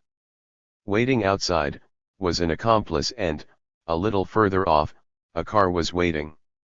They vanished without a trace. The man who had just spearheaded this fruitless raid, which netted only 38 pesos in small change, which was obviously a disappointing result for the raiders who had acted with mathematical precision, but overlooked one tiny detail, was none other than Buenaventura Durruti. The same Durruti who, 11 years later, became the most legendary personality of the Spanish Civil War, the unchallenged leader of the Spanish anarchists and libertarians from around the world who came to defend the Republic against the Francoist rebels. Durruti, commander of a column of the same name, who came from Aragon to rescue Madrid, and who, with his 3,000 poorly trained militias, defeated an entire disciplined army complete with staff officers and uniformed generals who had made a study of tactics, strategy, and command. This gunman with his 380 10-centavo coins was the man who, after he perished in the university city in Madrid, had the most grandiose funeral ever bestowed upon any workers' leader in Spain. James Joll said, "Durruti's death robbed the anarchists of one of their most celebrated and ruthless heroes." His funeral, held in Barcelona, was the last great anarchist show of strength, drawing 200,000 militants who paraded through the streets of the city. One would have thought one was at the demonstration played out in Moscow 14 years earlier when the funeral of Kropotkin offered the Russian anarchists their last chance of a public show of strength, before the communists wiped them out. And, by an irony of fate, or because ideologues have to adapt to circumstance, the anarchist intellectual Diego Abad de Santillan, one of the Argentinian libertarian militants most outspoken in his criticism of the expropriators, referred, in 1969, to the 38 peso bandit thus: Buenaventura Durruti, the fearless knight beyond reproach. The Buenos Aires police were bewildered, bandits with Spanish accents. They had no such people on their books. They interrogated people from the milieu and came up empty-handed. Nobody knew them. As they had netted a derisory sum, the police suspected that they would soon give it another try. And indeed they did on November 17, 1925, barely a month after the raid on the Las Heras depot. A few minutes before midnight, Durand, the counter clerk at the Primera Junta metro station in Caballito, was finishing checking the day's receipts. He was just waiting for the takings from the last metro and his shift would be over. Suddenly a stranger stepped up, slowly drawing a handgun, and told him in a Spanish accent, "Shut it," while another one burst into the kiosk and grabbed a wooden cash box where the takings were usually kept. It was all over in a flash. The strangers turned on their heels and made for the Centenera Street exit. Counter clerk Durand began to shout at the top of his voice, "Help! Thief!" One of the raiders turned and fired into the air to scare him. A policeman standing at the junction of Rivadavia and Centenera Streets heard the shouting and gunfire and came running with his weapon drawn. But two accomplices were keeping watch on the two approaches to the metro station, and seeing the policeman, one of them drew his gun, fired twice and hit the mark. The policeman dropped to the ground. The four raiders raced to the taxi that was waiting for them at the corner of Rosario and Centenera Streets, but the driver could not get the engine to start, and after a few agonizing minutes' delay, the strangers got out of the car, ran east down Rosario Street, and vanished. The raid was a waste of time. Like the Las Heras raid, it was a shambles. The takings had not been left, as was the custom, in the wooden cash box, but rather were in a steel box under the counter. The wooden box did not contain as much as a single 10-centavo piece. The situation was getting serious. As far as the police could see, the Caballito raiders were the same as in the Las Heras depot raid, same modus operandi, same accents. This time though, a police officer had been killed, a Sergeant Núñez. The Chilean police had just sent the Argentinian police photographs and the court dossier on a gang of robbers of Spanish, Mexican, and Cuban extraction, which had stolen 46,923 Chilean pesos from the Mataderos branch of the Bank of Chile on July 16 that year. After grabbing the money, persons unknown had sped from the scene in a car, firing shots in the air and causing considerable mayhem in the busy district. One bank clerk had managed to grab onto the car just as it pulled away. One of the raiders screamed at him to get down, and shot him dead when he failed to comply. Armed with these details, the Chilean police informed their Argentinian counterparts that the gang comprised 5 men, one of whom had sailed from Valparaiso for France, while the other 4 had made for Argentina. The boarding house where they had been living in Santiago de Chile was found. The landlady said that the 5 men were polite and spoke continually about social struggles. They professed to be Spanish revolutionaries and were touring the countries of America in search of funds destined to overthrow the monarchy in Spain. Those who had crossed into Argentina had papers in the names of Ramon Carcano Caballero, Mexican, José Manuel Labrada Ponton, Cuban, Manuel Serrano Garcia, a Spaniard from Valencia, and Teodoro Pichardo Ramos, another Mexican. The Argentinian police compared the photographs with the eyewitness statements about the Las Heras Depot and Primera Juna raiders. There could be no doubt, they were one and the same. At that point, an interminable investigation was launched. Boarding houses, hotels, and guest houses were searched. Nothing. The Social Order Department also went into operation, arresting anarchist activists in search of a few clues, but came up empty-handed.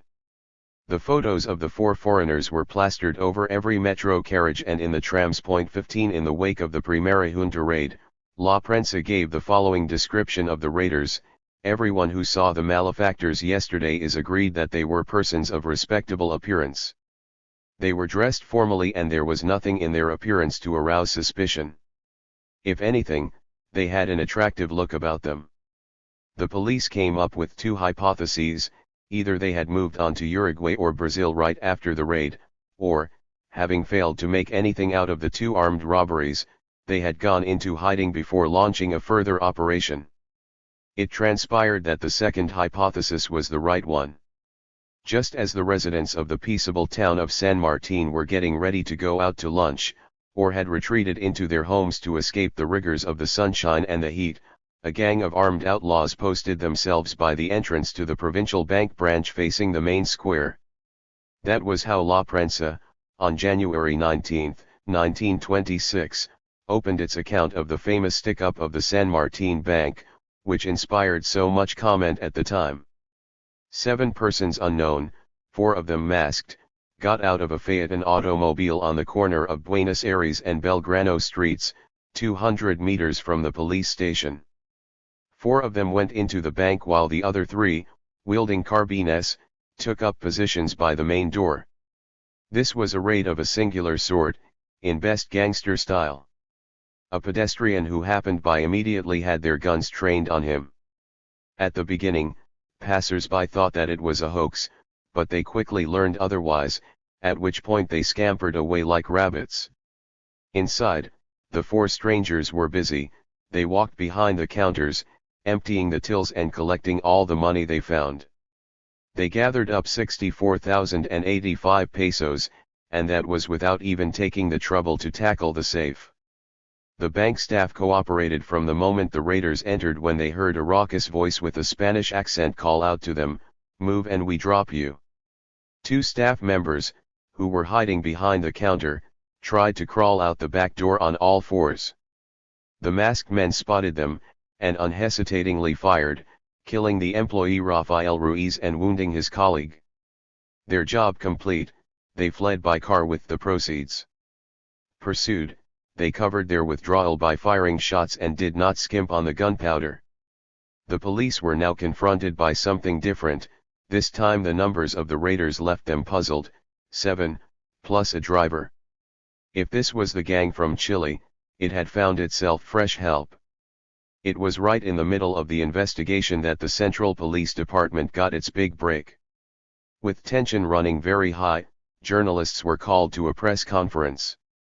The Barcelona police authorities suggested likely candidates for the 4 who had raided the Las Heras tram depot, the Primera Junta, and the Bank of Chile. They were neither Mexicans nor Cubans, the Barcelona police recounted, but Spaniards, and the 4 names they had given were false. Their real identities were as follows. Ramon Carcano Caballero was in fact one Buenaventura Durruti, born in the city of Leon on July 14, 1886, a driver by profession.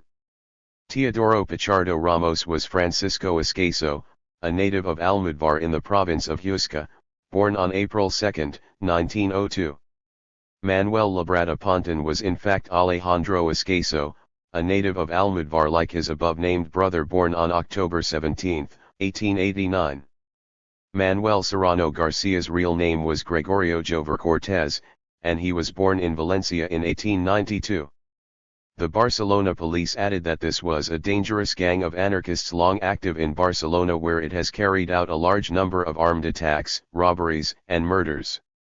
What is more, Francisco Esqueso was believed to have killed Cardinal Saavedra in Zaragoza. Later, with the aid of Mexican and Cuban police, the trajectory of the Spanish anarchist gang was reconstructed. It opened with the attack on the Bank of Gijón in Spain, a raid designed to raise money to fund the struggle against the Primo de Rivera dictatorship. From Gijón they went to Mexico and passed through Carolina, where they pulled off a hold-up, even though one of their number was killed. From there they moved on to Cuba, where they successfully raided another bank. They left Havana aboard the steamer Oriana, which took them as far as Valparaiso in Chile, where they arrived on June 9, 1925. There they plied a number of trades until, on July 11, they attacked the Bank of Chile in Santiago.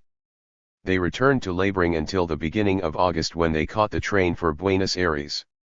Everything was clear. All that was left was to catch them. It became a matter of international prestige. The certainty that they were dealing with anarchists focused investigations upon the ideological faction known for its advocacy of violence and expropriation. Moreover, all routes by which Durruti might leave the country were under close surveillance. But it was the French police and not the Argentinian who would have the satisfaction of arresting him. 5 months after the San Martin bank raid, a cable from Paris reported that French police had thwarted an anarchist attempt on the life of Alfonso XIII, King of Spain, during his visit to France. 2 Spanish anarchists, Francisco Esqueso and another who went by the name of Durruti, had been arrested in a modest hotel in Clichy with plans and weapons proving their intention to mount a serious attempt upon the life of the Spanish monarch. This news set the Argentinian police buzzing. They hoped to have revenge for Sergeant Núñez, shot down during the Primera Junta raid. They made overtures to their French colleagues to discover in greater detail precisely how Francisco Esqueso and Durruti had arrived in France, on what passports. They also asked them to try to arrest Jover Cortés and Esqueso's brother as well. The Paris police replied that Francisco Esqueso had landed from a ship in Cherbourg on April 30, 1926, as had Durruti. A few days later, the French police succeeded in arresting Jover too. All 3 men carried Uruguayan passports. The first was in the name of José Codolo, the second in that of Salvador Arevalo, and the third in the name of Luis Victorio Repetto. The 3 passports had been issued by the Uruguayan embassy in Buenos Aires. For the Argentinian police, that sealed it. José Codolo was a Uruguayan anarchist and resident of Buenos Aires. They picked him up a short time after that. Codolo acknowledged that, on April 1, he had taken out a Uruguayan passport in his own name, but claimed to have lost it within hours, it having probably fallen out of his pocket. Such simplistic tales could hardly do anything other than exasperate detectives who threatened to make him pay the price for the depredation done by Durruti and company. But Codolo kept quiet. The other 2 surnames, Arevalo and Repetto, were likewise the names of 2 Uruguayan anarchist activists operating in Buenos Aires. The former worked at a bakery, but neither he nor Repetto could be found. The court released Codolo after hundreds of fruitless interrogation sessions and several weeks in the cells. However, the Argentine police had not given up, and were counting on securing Durruti's, Esqueso's, and Jover's extraditions. High-ranking police officers sought out President Alvear himself to ask him to use his influence with Paris, where he had been the ambassador for many years, to have the anarchists handed over quickly. To speed things up, 3 of Buenos Aires' finest sleuths, Fernandez Bazin, Romero, and Carrasco, were dispatched to Paris. The embassy formally applied to the French government for extradition. After a lot of red tape and delay, the French caved in and told the Argentinian ambassador in Paris, Alvarez de Toledo, that Durruti, Esqueso, and Jover would be at their disposal. An Argentinian Navy warship, the Bahia Blanca, then set sail to bring them back to Buenos Aires.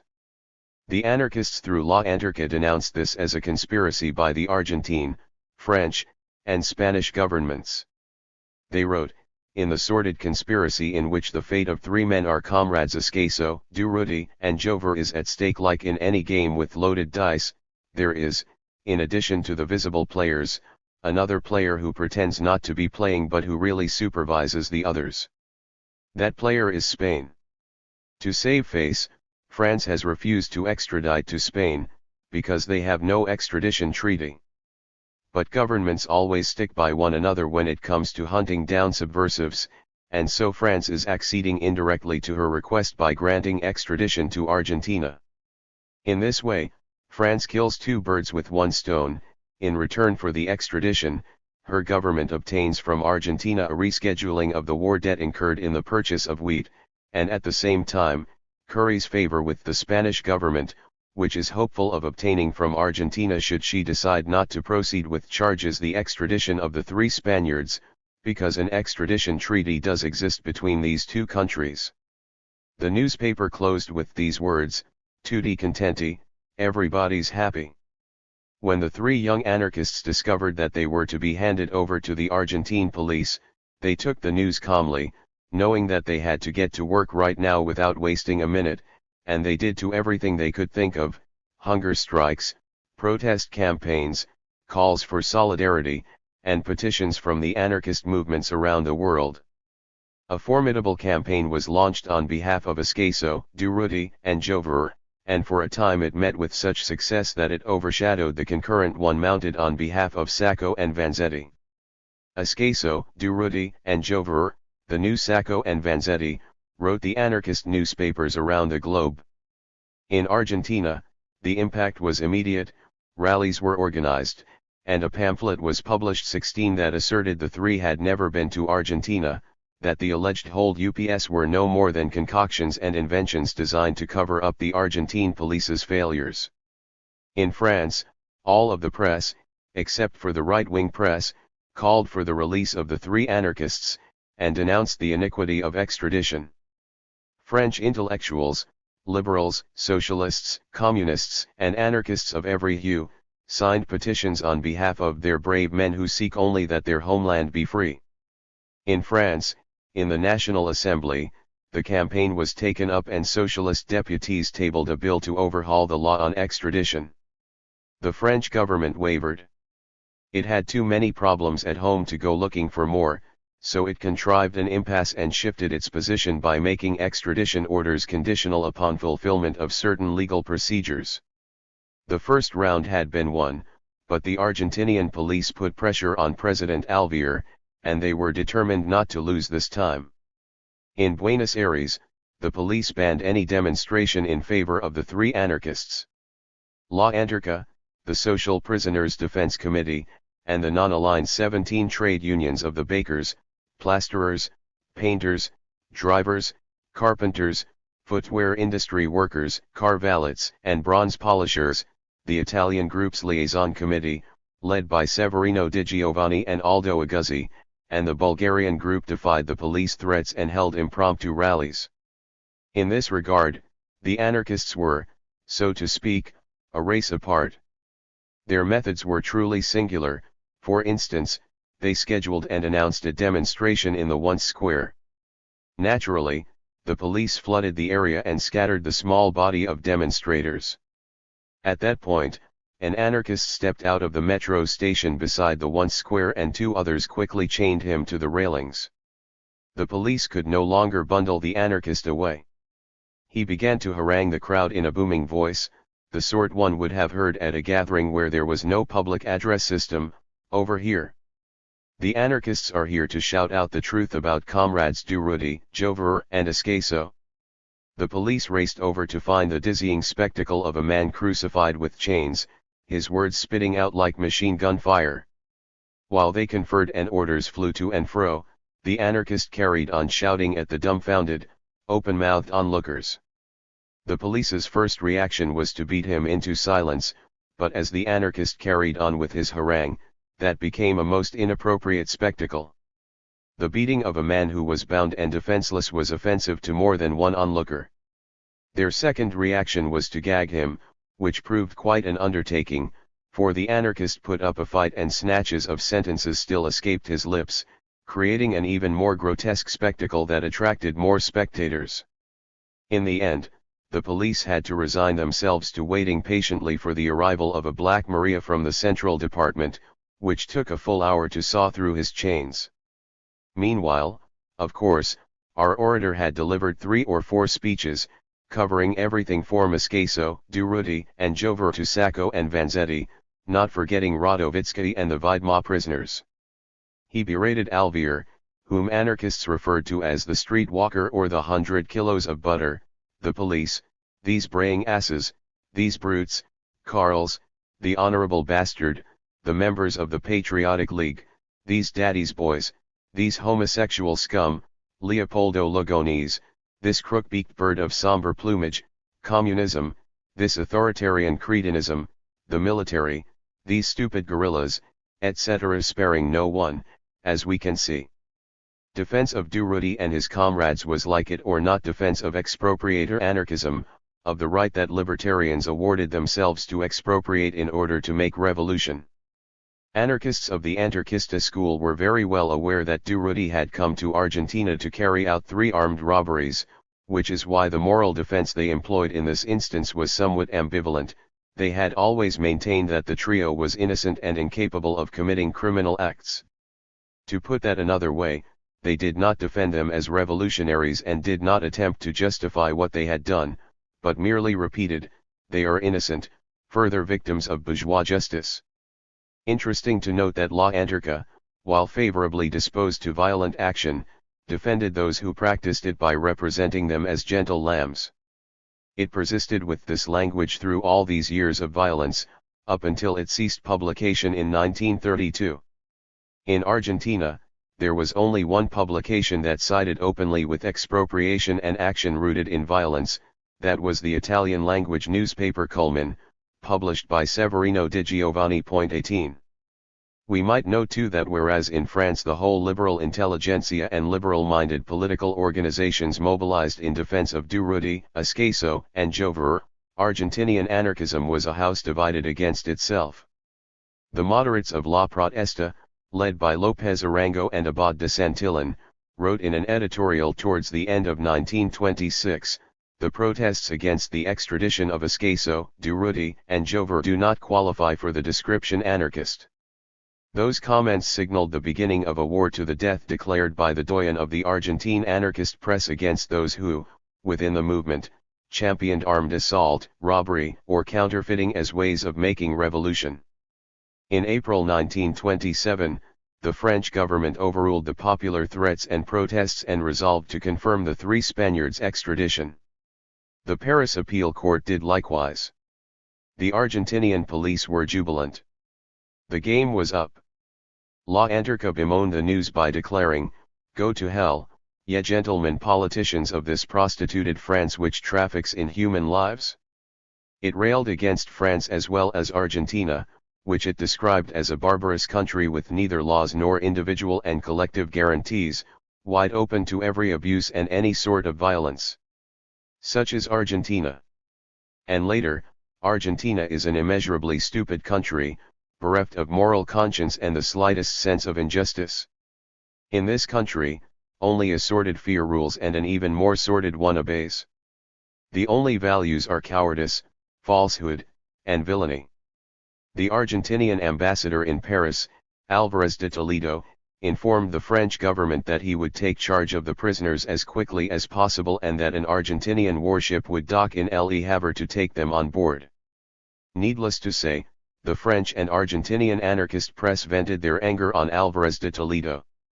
La Anarcha ran exposés of the trickery practiced against the public administration and accused Alvear of having bought the extraditions by rescheduling the war debts France had incurred through the purchase of foodstuffs. The Social Prisoners Defense Committee prepared to defend the 3 Spaniards once they landed on Argentinian soil. The committee alerted the public that international Red Aid would also be leaping to the defense of Durruti and his comrades, but that no one had asked it to do any such thing, since the prisoners were anarchists and had nothing to do with the communists. Moreover, the committee pointed out to international Red Aid members that they would be better employed defending anarchists imprisoned in Russia. The agitation created by the Escaso, Durruti, and Jover case increased in intensity in Buenos Aires, and was added to the Sacco and Vanzetti campaign. Alvear realized that, once they had landed, the three Spaniards would be yet another burr under the saddle of a labor movement that was already greatly overwrought in that year, 1927. Did they have to come? Why? Merely to satisfy the police? Alvear was shrewder than the Americans who had had their fingers burned by the Sacco-Vanzetti affair and provoked the wrath of the entire world. Was it really worth the trouble to drag three Spaniards back to stand trial in Argentina? No, definitely not. He already had enough problems with Radovitzky in Ushuaia, and was disinclined to go looking for more and give the anarchists a fresh excuse for planting bombs, organizing more demonstrations, and unleashing further strikes. Alvear knew that the anarchists were lying when they said that Durruti and his colleagues were three little angels and had done nothing in Argentina. He also took the line that the police were right to want vengeance for a colleague's death. But the fact was that the arrests made in France had been made not in connection with an ordinary criminal offense, but with a political offense, in that it had involved plans to take the life of the weakling Alfonso XIII. And it was all signed and sealed in a highly diplomatic fashion.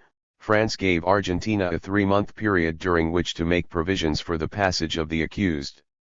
Argentina delayed her answer and asked that the prisoners be delivered aboard a French Navy escort ship, arguing that she would not have a vessel available at the time. The French government refused the request and the days dragged by. At that point, the Argentinian government conveyed its displeasure with the French government. If the prisoners were not delivered, it would be France's fault. And vice versa, if the prisoners failed to leave France, it would be down to the negligence of the Argentinian government. The days passed and the period of grace expired. Deep down, everyone was happy to be rid of the problem. Escaso, Durruti, and Jover were freed in Paris, and then promptly deported to Belgium. For the anarchists, of course, this was a victory that provided an occasion for great celebrations. So they were measured in their remarks and gratification. La Anarcha wrote an article entitled Deliverance, which read: "The battle between the French and Argentinian peoples and their respective governments and police forces has ended with the latter's being obliged to quit the field, in deference to the cause of freedom and justice.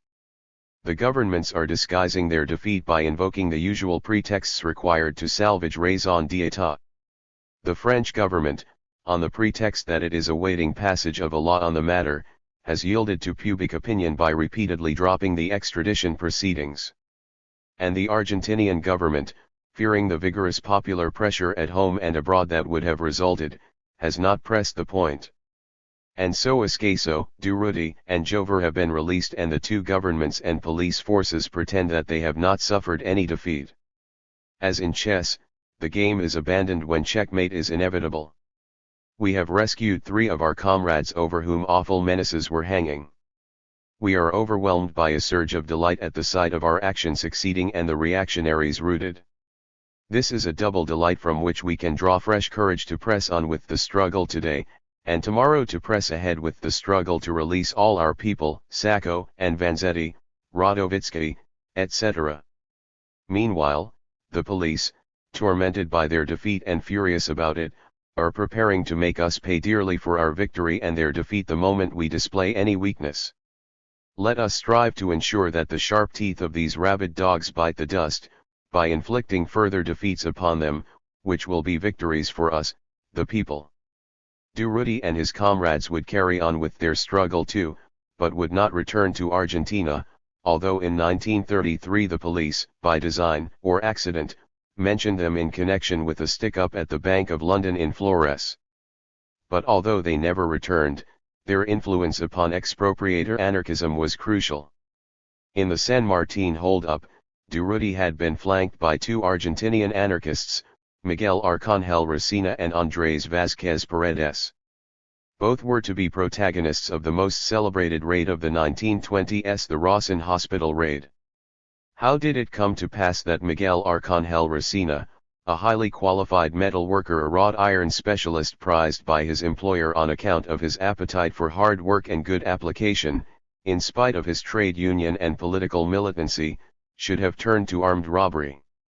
He enjoyed a happy family life, he was a good father and had a home that was modest but had every comfort. Who was this Resina? What sort of a person was he? One of his comrades, Gino Gatti, wrote, viewed with the benefit of hindsight, the life of Miguel Arcángel Resina was a veritable epic poem, a paean to solidarity.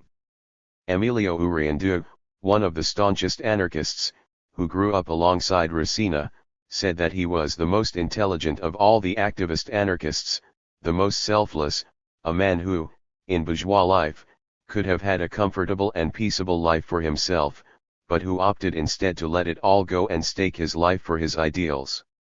Even Abad de Santillan, the enemy of the expropriators, said that Resina was an intelligent, determined, and unselfish fellow.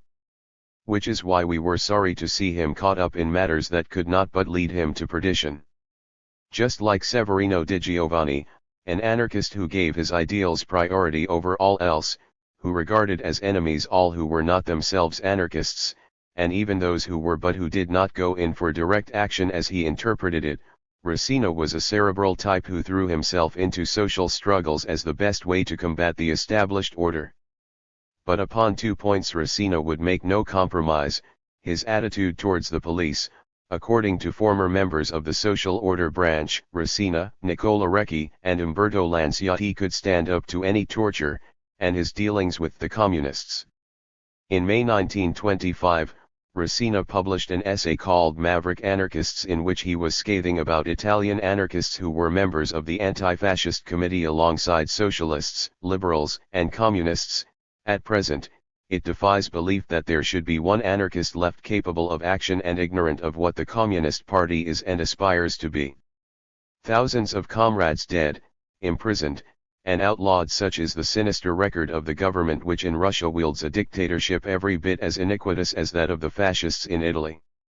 And he went further, saying, "Are the comrades not aware of the tradition of opprobrium and the noxious handiwork of these damned shepherds within the rebel workers' organizations in our country?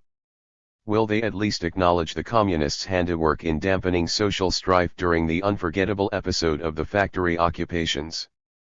Do they not know about the daily butchery which fastens, like some reenacted Kronstadt, silently and inexorably upon any hint of potential opposition, or mere challenge to orders emanating from Russia's new masters, even should that opposition be articulated by those creators of communism who may wish to remain true to their ideals?" He concluded with a statement of opposition to all alliance with those who, in contrast with our designs upon freedom, peddle nothing but authority. This staunchly anti-communist line of anarchism's fighting left wing would be taken further later among one faction, and with encouragement from Horacio Badaracco, a member of the La Anarca Communion, unjustly forgotten today. In July 1927, anarchists caused panic among all who had any U.S. connections, all because of the Sacco and Vanzetti affair. There was a flurry of terrorist attacks. The police view was that the instigator of this activity was the Italian, Severino Di Giovanni, but they had nagging suspicions about the apparently level-headed anarchist Miguel Arcángel Resina.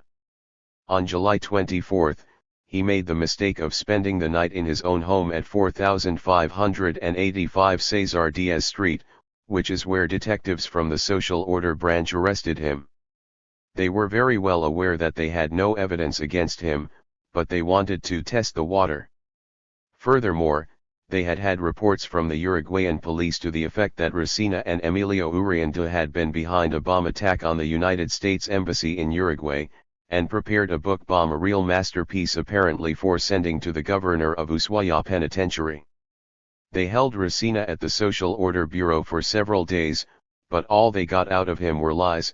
Innocently, he told them that he had renounced his anarchist beliefs, that his participation in labor struggles was in his younger days, and that, now 36 years old, he was devoting his time to studying poultry farming preparatory to setting up a farm. With men like him who never admitted anything, the police had two courses of action open to them, either to liquidate them on the spot, under the Bazin law, or to release them and tail them in the hope of catching them red-handed, so that no judge could free them on the basis of insufficient evidence. The social order officers involved in the hunt for Severino di Giovanni gave up on Racina. That was a serious error on their part, one that soon brought them plenty of headaches and made them the laughingstock of the population barely 2 months later. When the courts released him, on the grounds of insufficient evidence, Racina felt like he had been given a new lease on life, but he knew that his days were numbered.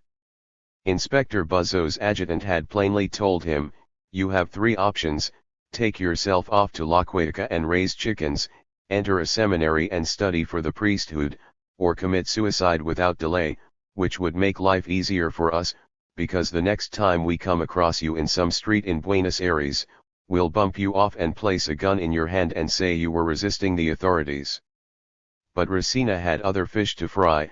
Help for anarchist prisoners was in a disastrous state, because the money had run out.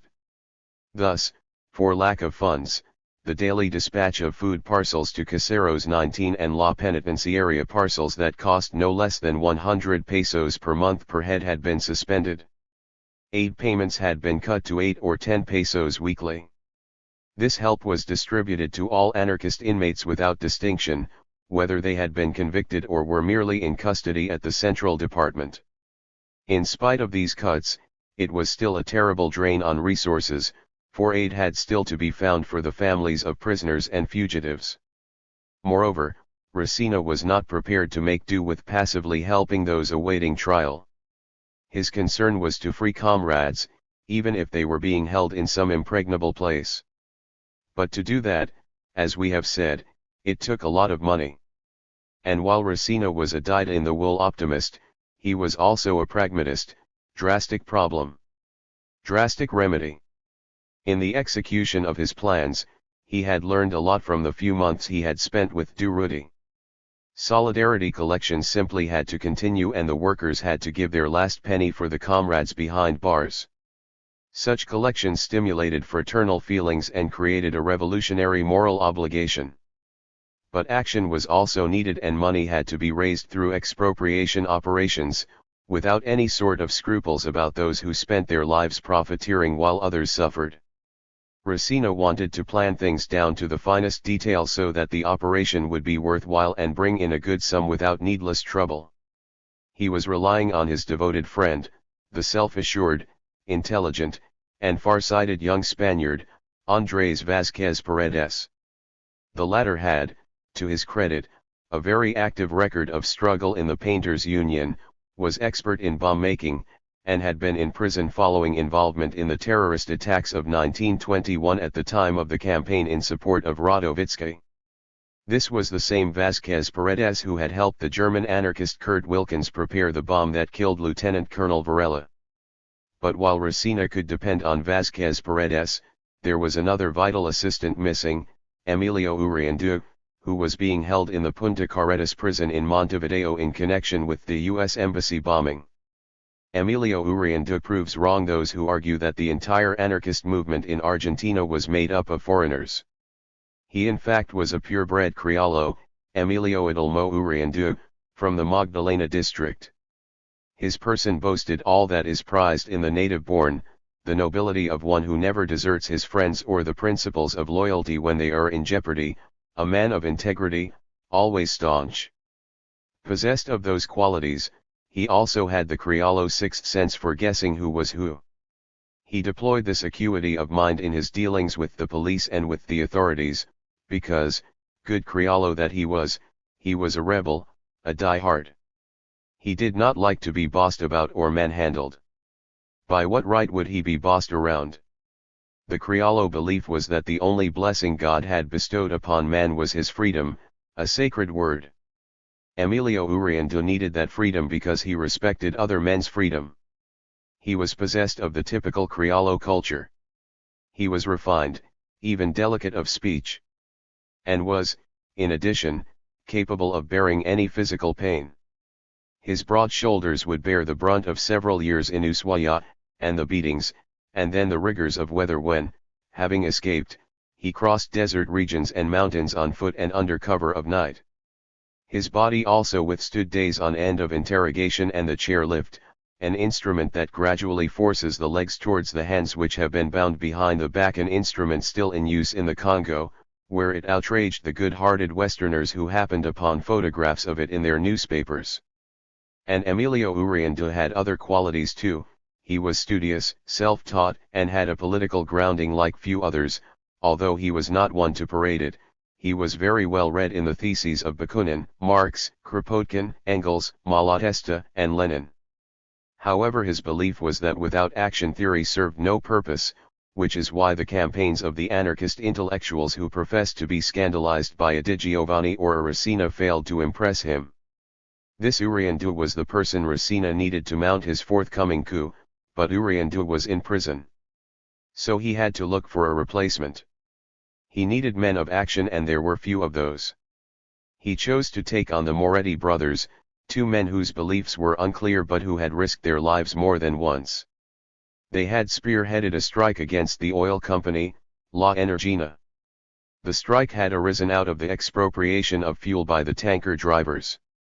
The company had discovered this and sacked them, whereupon anarchist solidarity was manifested in a very violent dispute, which even sparked controversy within the libertarian movement. At that point, Eliseo Rodriguez, a Spanish anarchist of unimpeachable record, entered the story. More of him later. Racina now had his men about him, Andrés Vázquez Paredes, Vicente Moretti, and Antonio Moretti, all of them ready to follow him anywhere. On October 1, 1927, at the entrance of Rouzen Hospital, mingling with people coming and going, and patients and their associates, there were three men with bandaged heads. Accident victims, no doubt. They hung around the doorway there, as if waiting for somebody, and nobody paid any attention to them. In fact, they actually were waiting for someone, the messenger whose job it was to deliver the wages and who was almost due. The three bandage-headed men were Miguel Arcangel Racina, Andrés Vázquez Paredes, and Antonio Moretti. 30 meters away, Vicente Moretti was waiting at the wheel of a phaeton. Racina realized that the job was a tricky one. He had discovered that the police officer escorting the messenger was a former champion marksman, which is why the raiders were relying heavily on the element of surprise. Racina hated drama, all this shooting for its own sake and the needless bloodshed. When the messenger stepped out of the car with the briefcase in his hand, the trio approached and threatened him with their handguns. Suddenly everything went pear-shaped. The briefcase was dropped, one of the anarchists gathered it up and made a run for the car. The other two followed, but one of them, when he turned around, spotted the policeman drawing his weapon. Instinctively, he fired first and his shot struck home. As he ran on, he saw the policeman collapse. The newspapers would later make it known that this was Francisco Gatto, a Buenos Aires policeman, and that he was, to all intents and purposes, dead the moment he was shot. The proceeds of the action were considerable, 141,000 pesos, but before they could think about how to put it to use, they had to flee because, in spite of several false leads, the police were hot on their heels. A great pal of Yrigoyen's, and an old enemy of the anarchists, Inspector Santiago, headed the investigation. From the outset, he sensed that this was the work of anarchists. The driver da Sitio for Joe Carbalado was the first to be picked up. He was the scapegoat in the investigation. Whenever a bomb went off or there was a hold-up, this Spaniard was always the first to be pulled in for questioning. He was certainly no saint, but he had nothing to do with this job. Racina realized that the time had come to leave Buenos Aires and slip into Uruguay, where he had some very good friends. To this end, he called upon the services of the Andalusian Bustos Duarte, a boatman on the Tigre River and an unconditional supporter of the anarchists. It was he who, some months later, would harbor Severino Di Giovanni in the Delta, when the police were hot on his trail. Bustos Duarte was ready. Racina and the Moretti brothers were to sail with him aboard the E per S Imuov. Vázquez Paredes was to follow another itinerary. They would leave the car in a garage in San Fernando, recommended by a neighbor, known to one and all as B.B. Castro. The three fugitives crossed the Delta and spent the night at a ranch belonging to Don Ilario Castro, BB's father, in Palmira. But the San Fernando garage owner was a man who played both sides of the street. After receiving a handsome sum for hiding the car, he reported them to the police. The entire leadership of the Detective Bureau and the social order sprang into action immediately. They raced to the garage, found the getaway car there, arrested B.B. Castro, and burst into the home of the boatman Bustos Duarte. He was not home but his wife was, and taken by surprise, she gave full and frank answers to all of the police's questions. She identified photographs of Racina, both Moretti's and Vázquez Paredes who, she added, had not made the trip on her husband's boat. For the Argentinian police, it was an open and shut case. So they sought cooperation from the Uruguayan police and sent several delegations to Colonia, Palmira, Carmela, and Montevideo. All available resources were mobilized to apprehend those responsible for the Rawson hospital raid. Meanwhile, Racina and the Morettis, after having circumnavigated Palmira on horseback, rented a car and set off for Montevideo. They were relying on help from the Bequeno 20 Azares, a Uruguayan ready to risk his neck for the anarchists. Comments made to the press by the Argentinian inspectors Santiago and Zavala filled all who were awaiting the three anarchists' capture with optimism. They were on their heels, and there were hourly bulletins on the progress of the chase. From Palmira, they went to La Iglesia de Villadrabal, traveling north. Arriving in Soriano, they pressed on to Mercedes, where they took the Montevideo road. They spent the night in Cardona in a little hotel right across the street from the police station. Witnesses came forward from everywhere they'd been, and it was all detailed in the press. For example, La Prensa related how, in Cardona, the runaways had put in some shooting practice in a place known as La Lata. As it stated in its October 16 issue that year, Racina is regarded as the ringleader of the malefactors and the supposition is that he wields great moral sway over his accomplices, due to his daring and determined nature, and his gifts as a redoubtable sharpshooter, as proved during a display before a number of people in La Lata, in Cardona. 30 meters from them, and using a Winchester rifle, a Mauser rifle, and a revolver, he managed to shoot holes in a coin no bigger than a Uruguayan peso coin. Racina regarded this exercise as both practice in a technique that might prove useful to him at any moment and as a demonstration of his absolute mastery of the sport. They left San Jose barely minutes ahead of the Uruguayan police, briefed in detail by the Argentinian police. Eventually they arrived in Montevideo and started off with a drink in the De Salvo Café on the Milan and Vilardebo avenues, and bade the Bequeno Azares farewell. They walked from the café to the barber's near the vegetable market on Jose El Terra Street for a shave. They disappeared down the streets of the workers' districts where numerous anarchists lived. And there the trail petered out, the police could discover nothing further, despite all their efforts. All the optimism evaporated. And then the press began to take the police severely to task for their slowness. Critica availed of the chance to make sarcastic remarks about Inspector Santiago's men. Every page carried a headline like, "Throughout Uruguay and all the way here the police discover phantom vehicles." One box in the newspaper, headlined a tale in the style of Mark Twain, read, "Mark Twain has regaled us with the grotesque adventures of these detectives, with their magnifying glasses, following the trail of a runaway elephant. Absorbed by their quest, noses pressed to the ground, they scrutinize the imprints left among the very many others by the feet of the fabulous pachyderm. Suddenly they blunder into an unexpected bulk. Whereupon they raise their eyes and find themselves nose to nose with the elephant which they have only just sighted, a few millimeters ahead, in spite of his monumental size, and almost accidentally. That is exactly what is happening to our police, the world's best.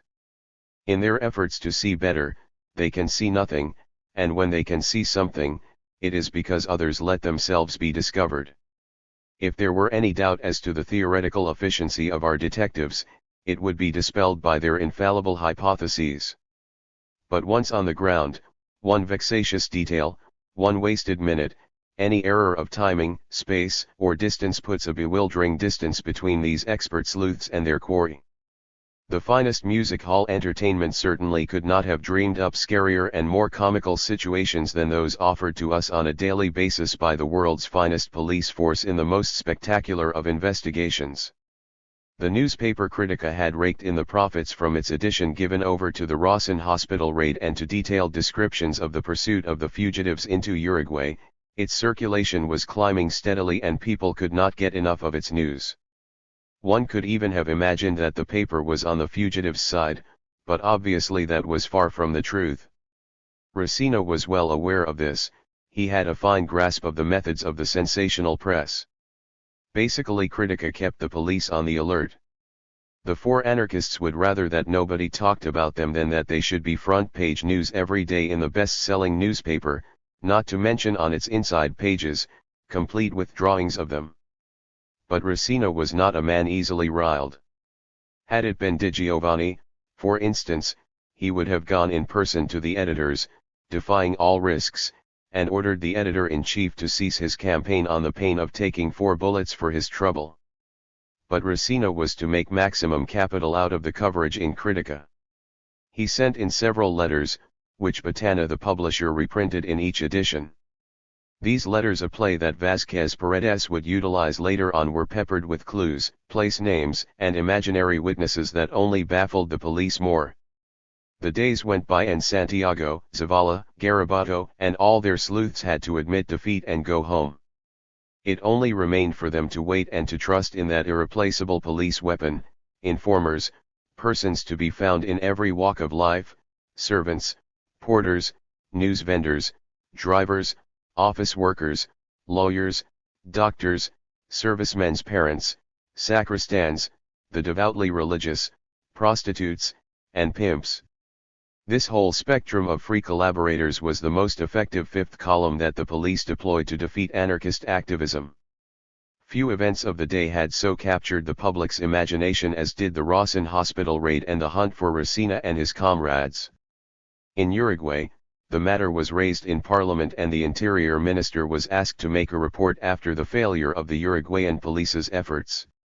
In Argentina, La Prensa reproached people for their lack of civic courage, in that, while the raid was in progress, nobody took the risk of intervening, neither to prevent the raid nor to assist in the arrest of the offenders. Of course, given its profile, the episode made an impact within the anarchist movement, too. La Protesta, under Abad de Santillan's byline, distanced itself from the incident and from the Racinas and Morettis and urged anarchists to call to a halt and to isolate the source of perversion and deviation of our ideas and methods of struggle. Regrettably, anarcho-banditry is a real plague.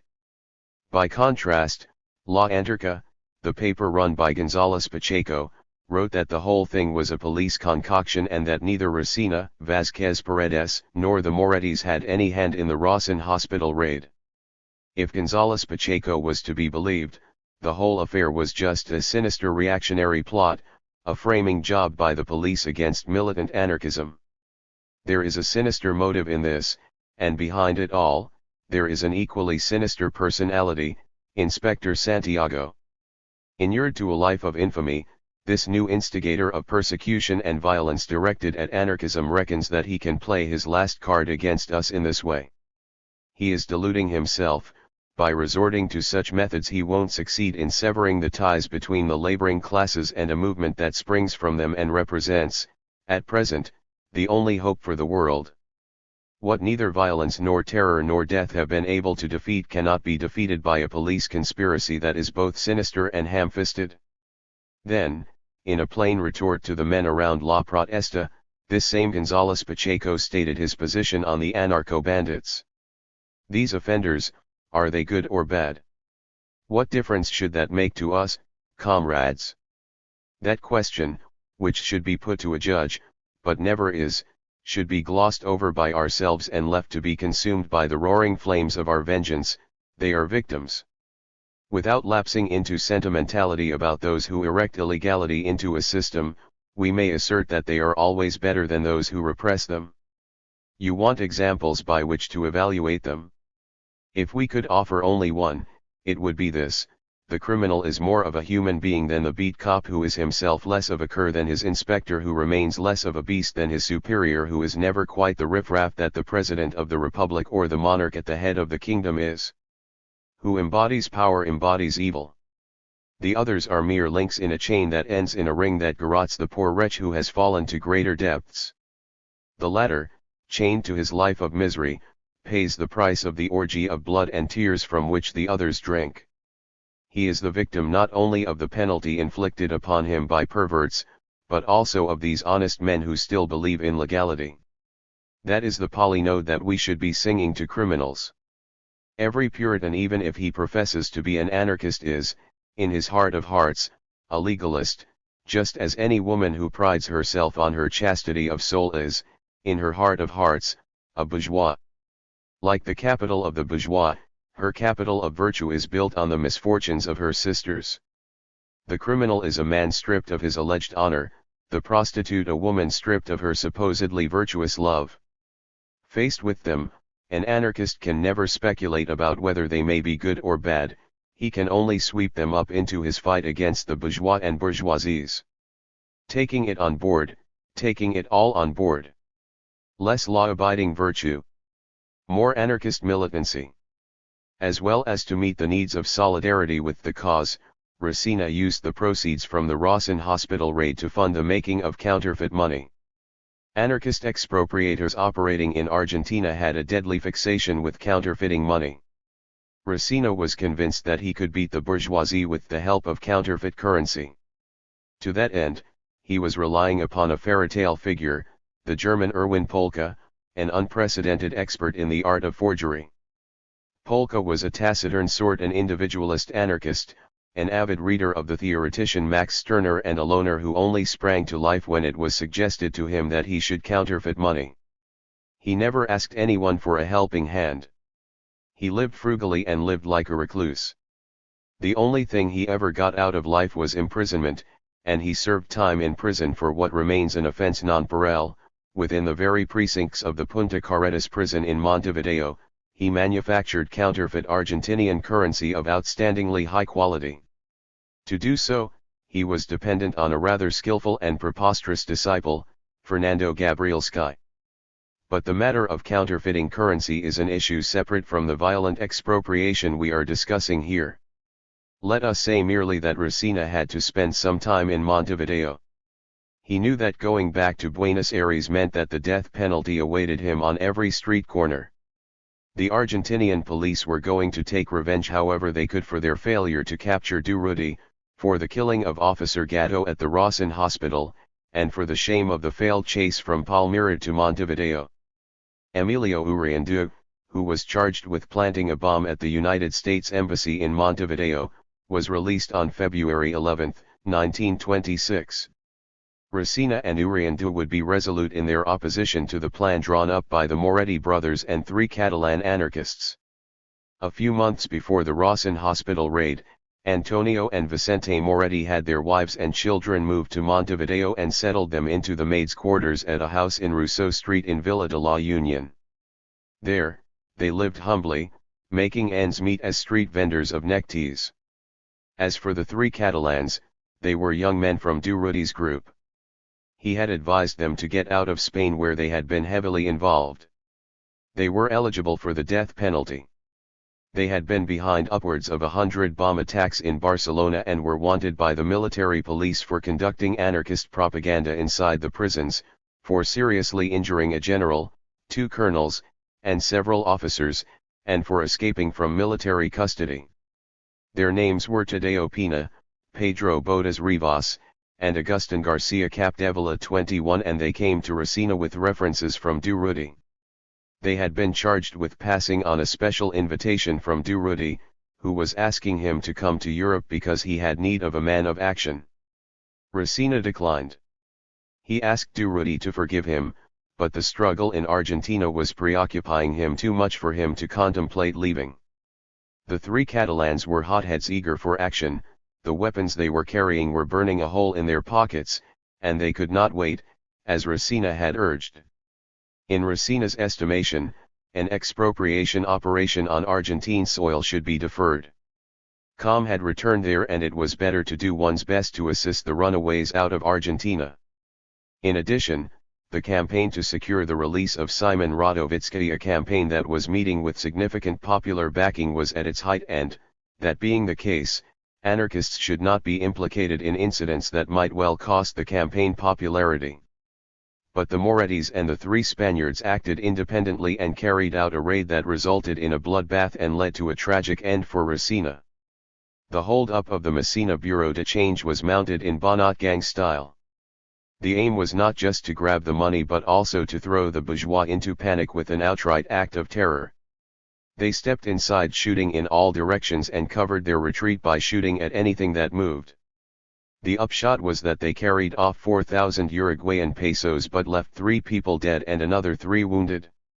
The dead were the bureau's manager, Carmelo Gorga, a well-known Uruguayan horse racing aficionado, his clerk, Didio, and the taxi driver, Fernandez, who refused to drive the raiders. The incident created a great sensation because it had happened within meters of the governor's home. In the course of the raid, the 3 Catalans had let slip a few words in their native tongue, and the Uruguayan police deduced from that the Durruti Escaso Jover group was still in operation.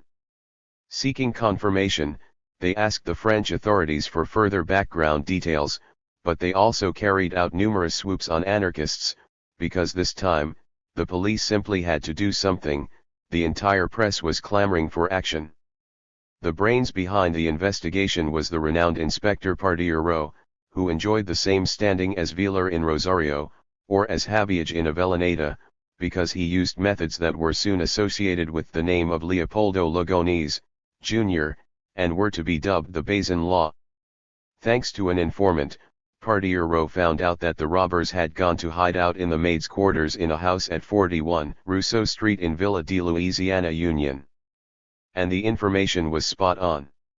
At 4 a.m. on Friday, November 9, 1928, that is, 2 weeks after the hold-up, 300 men from the Uruguayan army and police, armed with submachine guns and rifles and backed by 50 firemen with all sorts of ladders, stood by to storm the premises. They cut off the power supply and set up searchlights. The preparations were so thorough that, when the inhabitants awoke, they were greeted by the sight of at least 10 heads at every window and guns trained on them. Inside the house were Antonio and Vicente Moretti and the 3 Catalans, as well as Pura Ruiz and Dolores Ram, the Moretti's wives, plus 2 very young children. Seeing that any attempt to resist would mean certain death for their families too, the anarchists surrendered. But before coming out, Antonio Moretti made a desperate decision. He would not give himself up.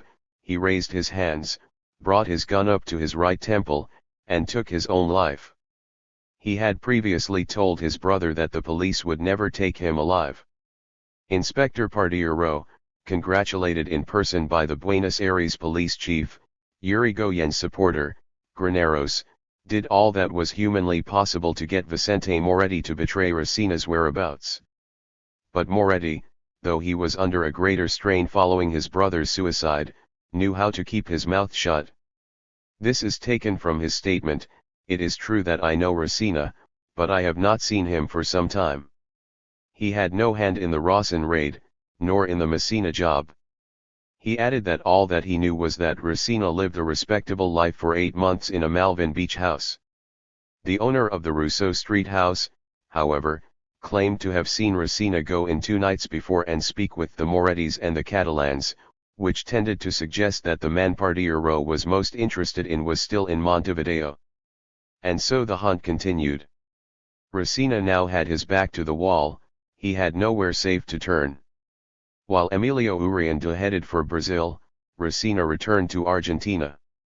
In the end, they both decided to come back in order to spring their arrested comrades from Punta Carretas prison in Montevideo, but to carry out such a difficult operation they needed lots of money. And they were ready to get hold of it by the only means available to people on the run: violent expropriation. Resina kept his word and laid the preparations for springing the prisoners from Punta Carretas. As in any operation by anarchists, it had something far-fetched and unlikely about it, like some funny story, some romantic adventure. Meanwhile, back in Argentina, some very important anarchist expropriator groups went into relentless action over a short but intensive period of time. These were truly violent times, especially the last year of the Alvear government, the 2 years of Yrigoyen's rule, the Uribarri years, and Justo's years. Everyone who had been pointing out that violent anarchism had emerged as a result of Yrigoyen's passivity came to appreciate that they had been mistaken. Indeed, under the Uribarri government and in spite of executions and ferocious repression, the anarchists continued to take to the streets, to gamble with their lives, plunge deeper and deeper into the impasse, and watch as they lost their comrades one by one. Resina was involved in the February 1929 raid on the Cloechner plant, and in October 1930, with Uribarri's repression at its height, he joined Severino Di Giovanni in an attack on the sanitary services wages clerk in Palermo. 70% of the booty from that, which stood at 286,000 pesos, was set aside for helping anarchist prisoners. Miguel Arcangel Resina and José Manuel Paz, a Spanish anarchist known to his colleagues as the Captain, took a goodly sum off to Montevideo to finance an undertaking that was already underway. Indeed, in August 1929, a couple of Italians and their little daughter left Buenos Aires to settle in Montevideo. They purported to be business people and they bought a plot of land in Solano Garcia Street, facing the Punta Carretas prison. The police immediately ran a check on their identity, because they kept a close eye on the prison's neighbors. Everything seemed to be in order. The newcomer's name was Gino Gatti and he planned to open a coal yard. Within a short time he had built a sort of hangar complete with living quarters and put up a sign reading El Buentrado Coal Depot, charcoal and coal sales. The Gattis were very pleasant to all their customers. Senor Gatti was very polite and won over his neighbors. Every day the couple could be seen driving off in their car, which had been purchased from the previous coalman, Benjamin Dominici, to deliver bags of coal. But in the first week of March 1931, the neighbors found that the Gattis had decided to give up on the business even though it was booming and go back to Argentina. Everyone was sorry to see them go, and Gatti the coal merchant said his goodbyes, flashing his usual friendly grin. The days passed. On the afternoon of March 18, a prison warden from Punta Carretas was keeping a watchful eye on the prisoners who were enjoying their 15-minute stroll in the prison yard. He sensed that there was something awry, but couldn't tell what. He had received formal instructions to keep a particular eye on the German Erwin Polka, but Polka was blithely playing chess in the middle of the yard. Maybe that was what was out of the ordinary. In fact, one might even think that Polka had settled down right there in order to draw the attention of the wardens down upon himself. Within a few minutes, shouting, whistle blasts, and sirens echoed outside the prison. The shouting came from some neighbors of the El Buentrado, good deal, coal yard who had spotted strangers coming out of the backyard and thought they were robbers about to rob the Gattis' erstwhile depot. Police and wardens quickly cordoned off the depot, at which point 2 people were spotted trying to escape by the rear door. Finding themselves surrounded, the pair retreated back inside, but by then it was too late. They were quickly apprehended.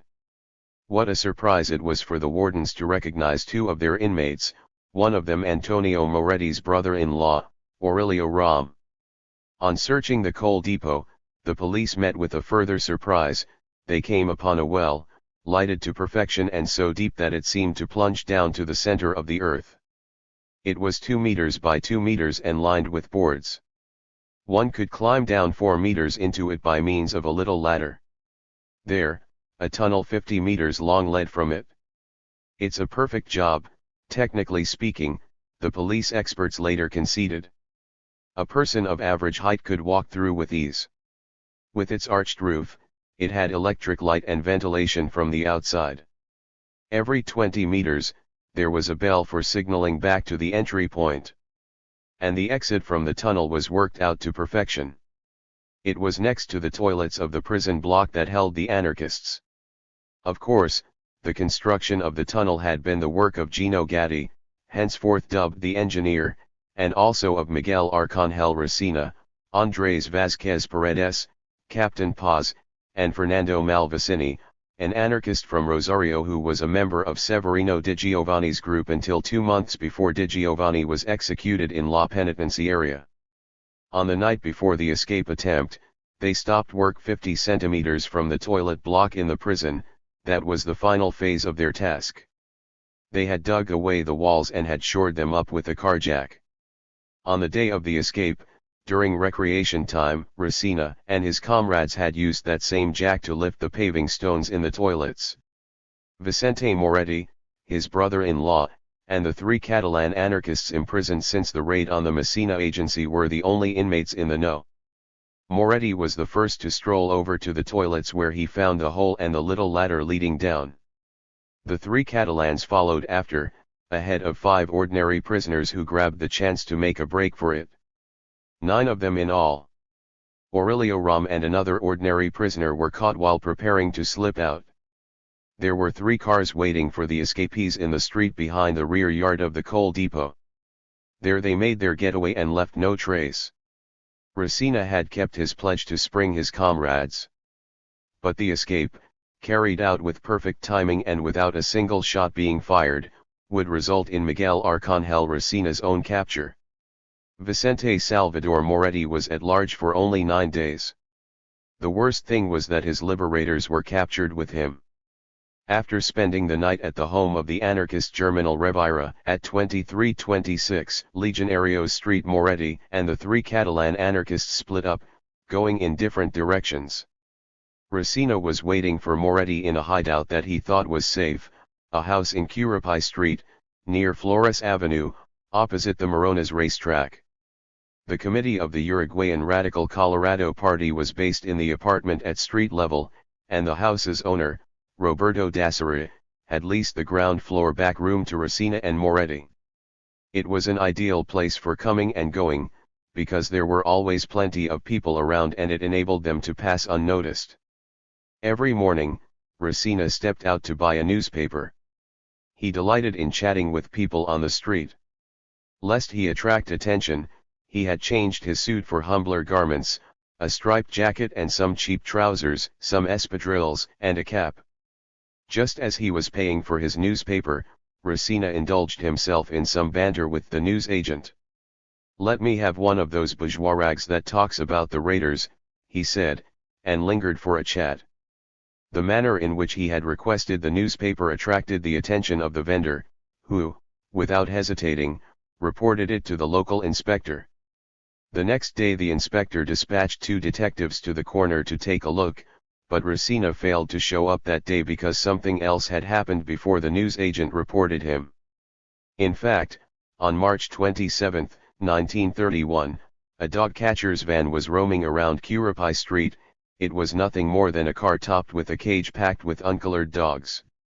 The dog catcher, who used a lasso to catch the strays, was an ex-convict, Jose Sosa, a pimp and pickpocket who had served several months in Punto Carretas. Outside the Radical Colorado Party offices there was a wretched mongrel that refused to let itself be caught and sought refuge within the building. Sosa followed it inside. Vicente Moretti was having a cup of Paraguay tea and savoring the coolness of the morning on the patio.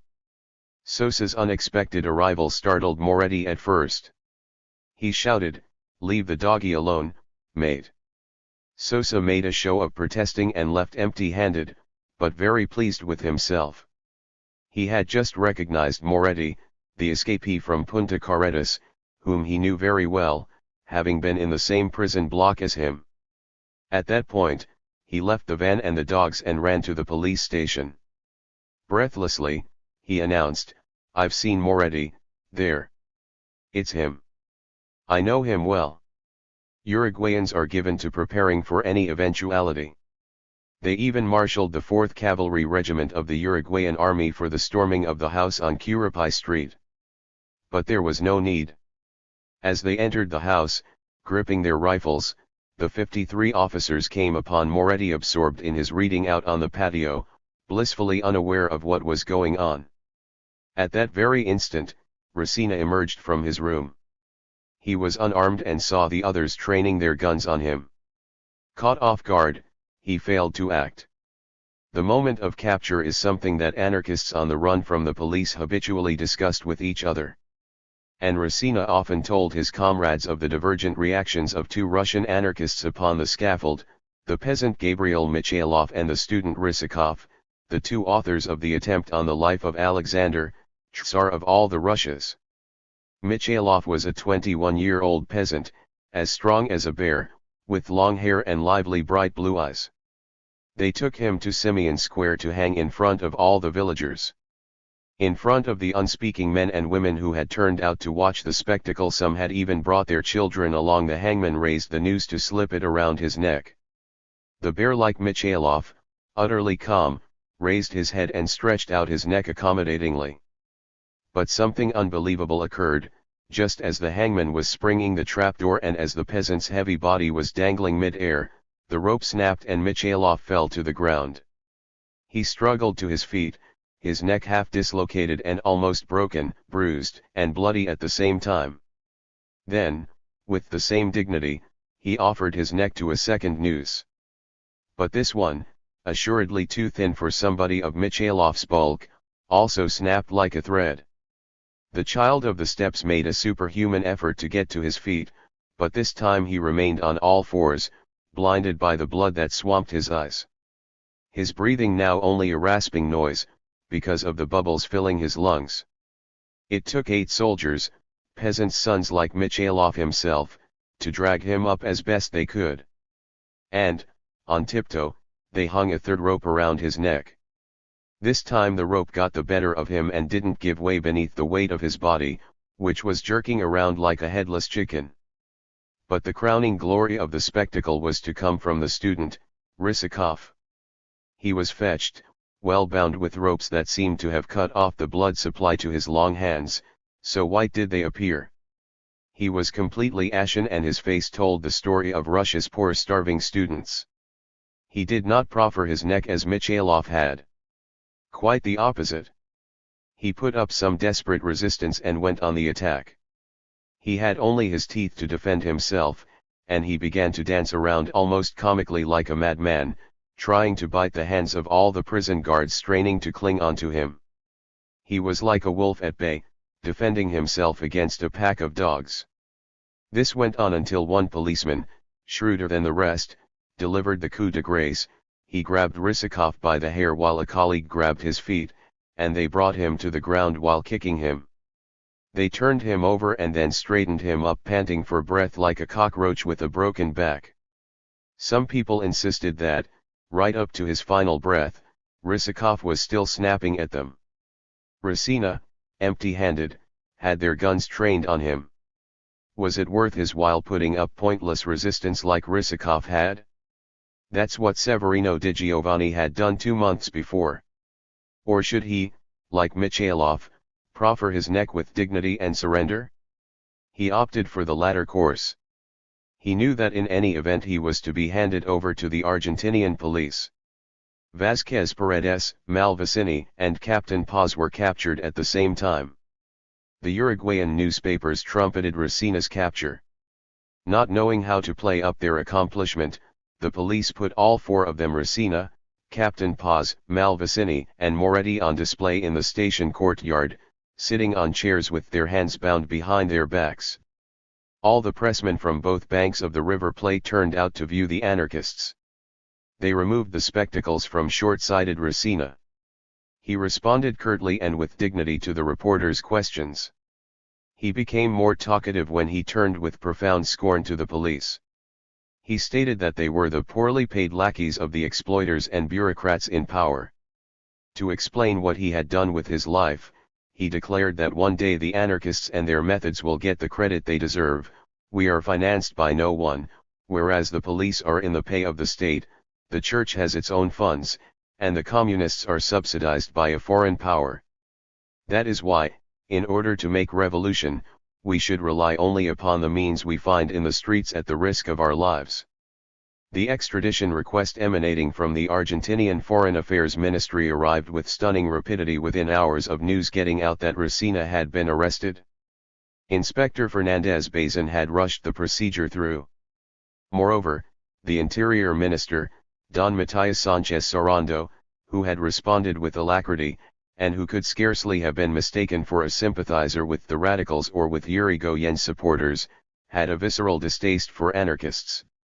Fernandez Bazin, with his practical approach to things, knew that individuals like Racina were beyond redemption. It was a waste of time putting them in prison, even under lock and key, they would always be a danger. Drastic problems called for drastic solutions. Let Di Giovanni be the precedent, 4 bullets and it was all over.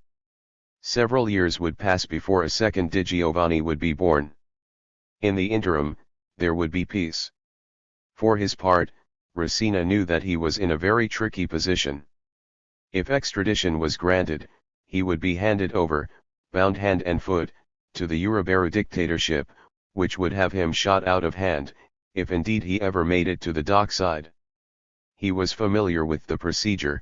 They took delivery of a prisoner in accordance with all the legal niceties and then, 5 meters further on, the individual attempted to resist by seizing one of the guard's weapons, whereupon it was necessary to shoot him down. Racina knew that while his hands were steady at the moment of action, the same was true of Fernandez Bazin. The anarchist thought it over and came up with a solution. He denounced himself to the Uruguayans as the man behind the escape of prisoners from Punta Carretas and for having stolen 3 cars to help them get away.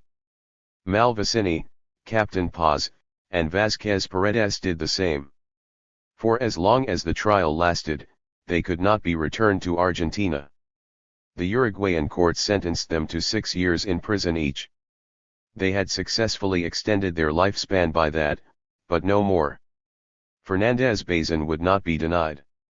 As we have seen, expropriator anarchism in Argentina threw up very special figures with very singular characters.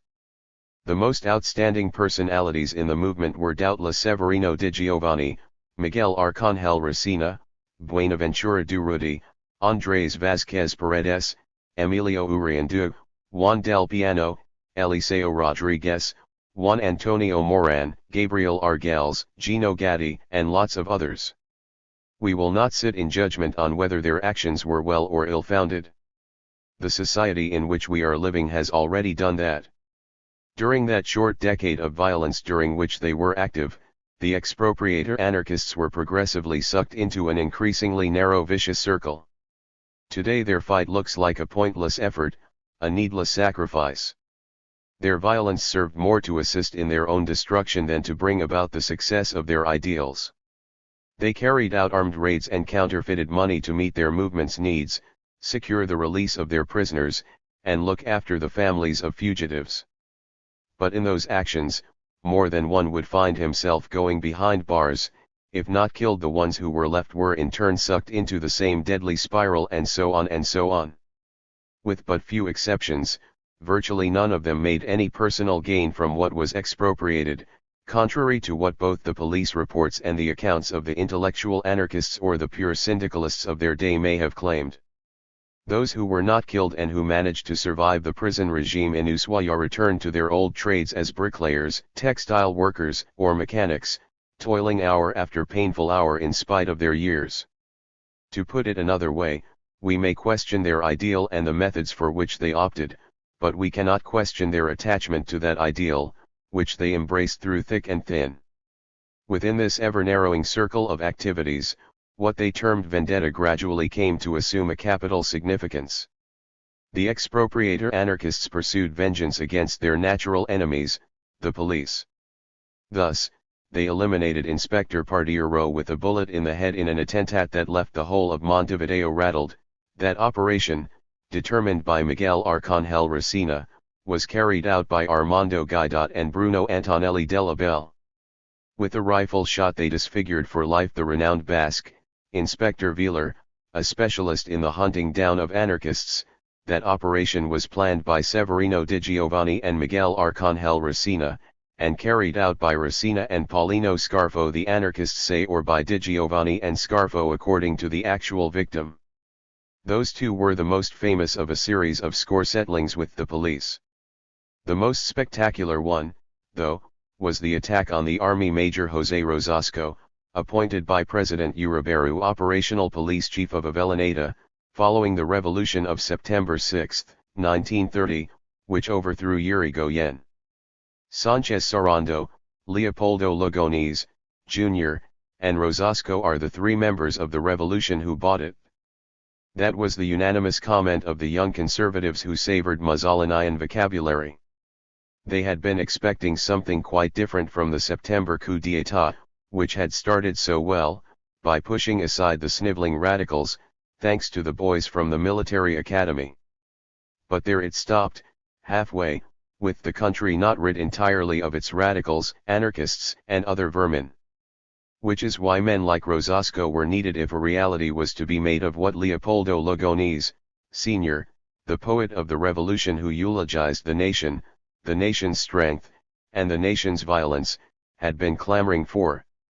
Lugones, Sr., would accept decent foreigners who had entered his country in search of work, but not foreigners who strike in support of a foreigner, as in the case of the strike in support of Radovitzky on national soil. So Lieutenant General Uriberu knew what he was doing when he awarded Major Rosasco the title of Operational Police Chief of Avellaneda. Avellaneda was in fact a quintessentially industrialized, working-class area where the anarchists were a force to be reckoned with. Hence the strikes and hence all our ills. Uriberu had asked Rosasco to clean up Avellaneda as a matter of urgency. Major Rosasco arrived in Avellaneda and had two petty thieves shot, after ordering them tied to a bench. They were crying for their mother. He attended the execution in person, not being the sort to let himself be deterred by the sight of blood. When the bloodied boy slumped forward, he rubbed his hands as if to rub off this carrion which had no right to life, before moving on to other business. Rosasco had not come to cleanse Avellaneda of the fleshpots reserved for the conservative district bosses. No, simply to mop up the trade union side. And there he was not inactive. When Rosasco had had his shower, pulled on his trousers and his gleaming boots, and donned his jacket with its major's insignia and his cap, he cast a quick glance at the mirror and ventured out, "Tremble, anarchists." He mounted impressive dragnet operations. The Black Marias would stack up at the door of the Avellaneda police headquarters.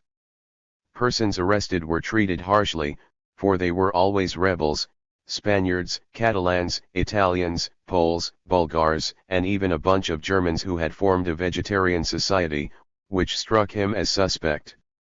Every time a bomb went off in Avellaneda, there was another roundup. And when Rosasco wanted them to sing they did. He used methods that never failed. In Avellaneda, there were no judges or lawyers worth a damn. The interests of the nation took precedence over the Constitution and over what liberals call individual guarantees. A foreign anarchist falling into Rosasco's hands would never tread Argentinian soil again. Rosasco sent him to Sanchez Sarando, who implemented Law 4144, the residence law. And an Argentinian anarchist who fell into his hands was shipped directly to Ushuaia. And, of course, Rosasco always had the death penalty introduced by the September revolutionaries. He could execute anybody who resisted, anybody caught red-handed. But this apostle of force and violence would find himself out on the pavement facing someone for whom violence held no fears. His name was Juan Antonio Moran, and he was a steersman. He was a true Criollo from Rosario, but he was, above all else and from the top of his head down to the soles of his feet, an anarchist. Juan Antonio Moran presents an unblemished figure. Along with Uriandu, he gives the lie to the allegation that activist anarchism in Argentina was the creation of foreigners alone. Moran had twice been General Secretary of the Maritime Workers' Federation, which was probably the mightiest labor organization of the day. He led the dock strikes, which were characterized by extreme violence. He was the very model of an activist anarchist leader. He was not to be numbered among these leaders who make do with issuing appeals through the press, When a strike was on, then strike it was, and he could stomach neither non-strikers nor scabs. He was not the sort to send out strike pickets while he remained ensconced in the Union headquarters. Quite the opposite. Out he would go with his gun to roam the port. The moment they saw him approach, the dockers who were not wont to obey orders, immediately ceased work. And if they failed to come ashore, Moran would clear them off the ships himself. One day, he spotted a scab working, perched on a ship from La Boca. Moran drew his gun, aimed it just above his head and fired. That argument was sufficiently convincing for the scab to come ashore and vanish at a run. On October 12, 1928, Moran found himself implicated in a very serious matter. A strike had been declared, and the Mihanovic Company stopped at nothing in its attempt to defeat the Maritime Workers' Federation. It hired free labor, which was guarded by squads from Carls's Patriotic League and by assault troops, many of them brought in from Paraguay. In the port, every hour brought fresh incidents. That particular afternoon, Juan Antonio Moran was at the Union headquarters when two dockers arrived to warn him that the Mihanovic men were in Pedro's bar at the corner of Mendoza and Branson streets. There were more than 30 of them, and the Paraguayans Luciano Coleman and Pablo Bogado led them. And Coleman had just announced, "We're here looking for Moran. We're going to settle his hash." Moran said nothing as he listened to the docker's tale, and he did not respond. A few seconds later, he made for the door and spoke a few words with the police officer posted there to monitor all the comings and goings. The moment the officer turned his back, Moran slipped out unseen, and within minutes he was in the bar where the Mihanovic men were gathered. He strode right up to Coleman and told him, "I know you've been looking all over for me to kill me. Well, I'm Moran. I'm the guy you're after." Whereupon a gunfight ensued. Upwards of 30 shots were fired. When the din died away, the men hiding underneath the tables and behind the counter lifted their heads. Coleman lay dead and Bogado was seriously wounded. When the policeman charged with keeping the Union premises under surveillance heard the gunfire, he raced to the scene of the shooting. Moran slipped back to the headquarters unseen and resumed his work. Bogado, the wounded one, accused Moran of having slain Coleman. The police went to fetch him and placed him under arrest. But the prosecution could not come up with a single witness and was obliged to set him free after a few months. Himself a man of action, Moran sought out other men of action within the anarchist movement. Thus he made the acquaintance of Severino di Giovanni, Racina, and all who were wanted in connection with expropriation operations. This trade union leader, who spent days chairing meetings or in negotiations with bosses' representatives, sought out his friends in the evenings. And he saw nothing odd about planning armed raids or bomb outrages and then going and carrying these out. Who could have dreamed that the seamen's leader would have had this other side to him? He was extremely daring, determined, and capable of tackling any situation, no matter how difficult, La Nación wrote of him a short time later. Even as Major Rosasco was starting to decimate the Avellaneda anarchists, lashing out also at the radicals along the way, Moran realized that the only answer was to call in the expropriators. In this instance, there were no messages, no protests, no recourse to lawyers or writs of habeas corpus. In Avellaneda, Major Rosasco's approach prevailed. On his side, the Major had the state, with its whole panoply of repression, and society, the fear of an entire people who, falteringly, had begun to march in step. To confront all that, there was an increasingly tiny band of men bereft of their main leaders of Severino di Giovanni, shot, Paulino Scarfo, shot, Miguel Arcangel Racina, imprisoned, Andrés Vázquez Paredes, imprisoned, Emilio Uriandu, imprisoned, Eliseo Rodriguez, imprisoned, Silvio Astolfi, gravely wounded, Juan Marquez, slain, Braulio Rojas, slain, and we could carry on with the endless list of those who had been rendered out of action. Moran decided to take on Rosasco. In this contest, the only factor in the anarchists' favor could be the element of surprise. The expropriators acceded to Moran's proposal. Julio Prina, a philosophy student, would come down from La Plata. B.B. Lacunza would also be at Moran's side. The only son of a peasant from San Pedro, he'd had his baptism of fire alongside Severino di Giovanni and Emilio Uriandu in the raid on La Central Bus Company. The third man to accompany Moran as his driver was a Spaniard, Gonzales, whose picturesque life was to peak in 1944 when he entered a liberated Paris aboard a tank belonging to the Leclerc division. Finally, he had backing from the engineer, one of the most intriguing members of the group.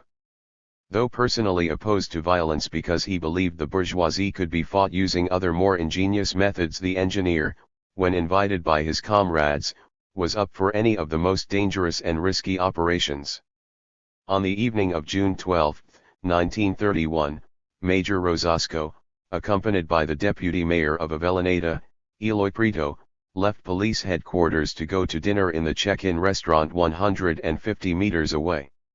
Rosasco was very happy, having just rounded up 44 anarchists, including some youths who had been distributing leaflets that read, "Death to Rosasco." To tell the truth, those kids were about to lose their taste for printing, even if they were only printing Little Red Riding Hood. Rosasco had summoned the press to announce that he had thwarted yet another anarchist plot. They stepped inside the restaurant and ordered their first course, which they wolfed down with a good appetite.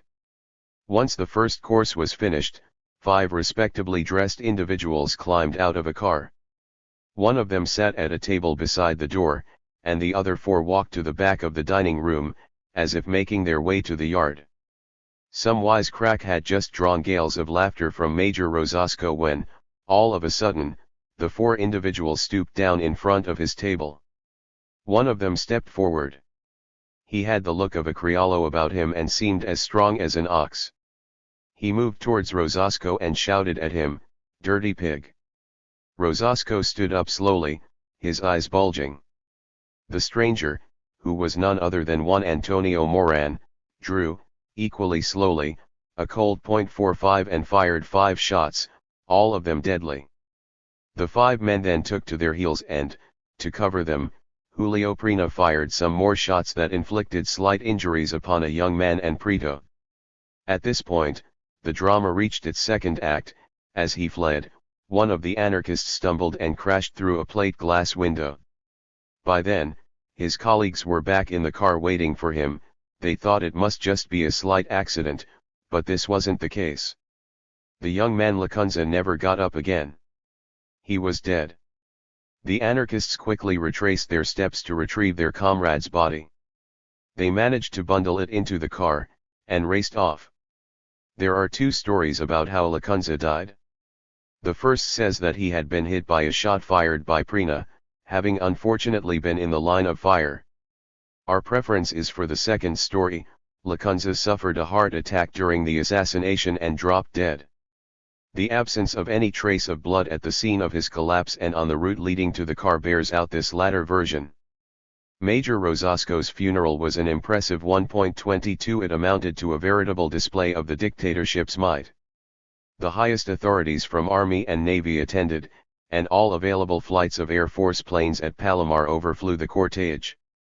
The church sent along its entire hierarchy, the Country Society, 23 Jockey Club, and Military Circle 24 all sent emotional delegations. Groups closely associated with Catholic nationalism and the elite of Buenos Aires, Avellaneda, and La Plata were also represented at it. The assassination was a gauntlet flung down by the subversive anarchists in front of the government, army, and police.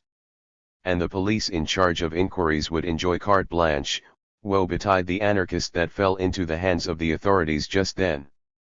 The first one they came upon in the course of a search was gunned down without a trial. He was Vicente Savares, a member of Tamayo Gavilan's group. And he'd had nothing to do with Rosasco's assassination.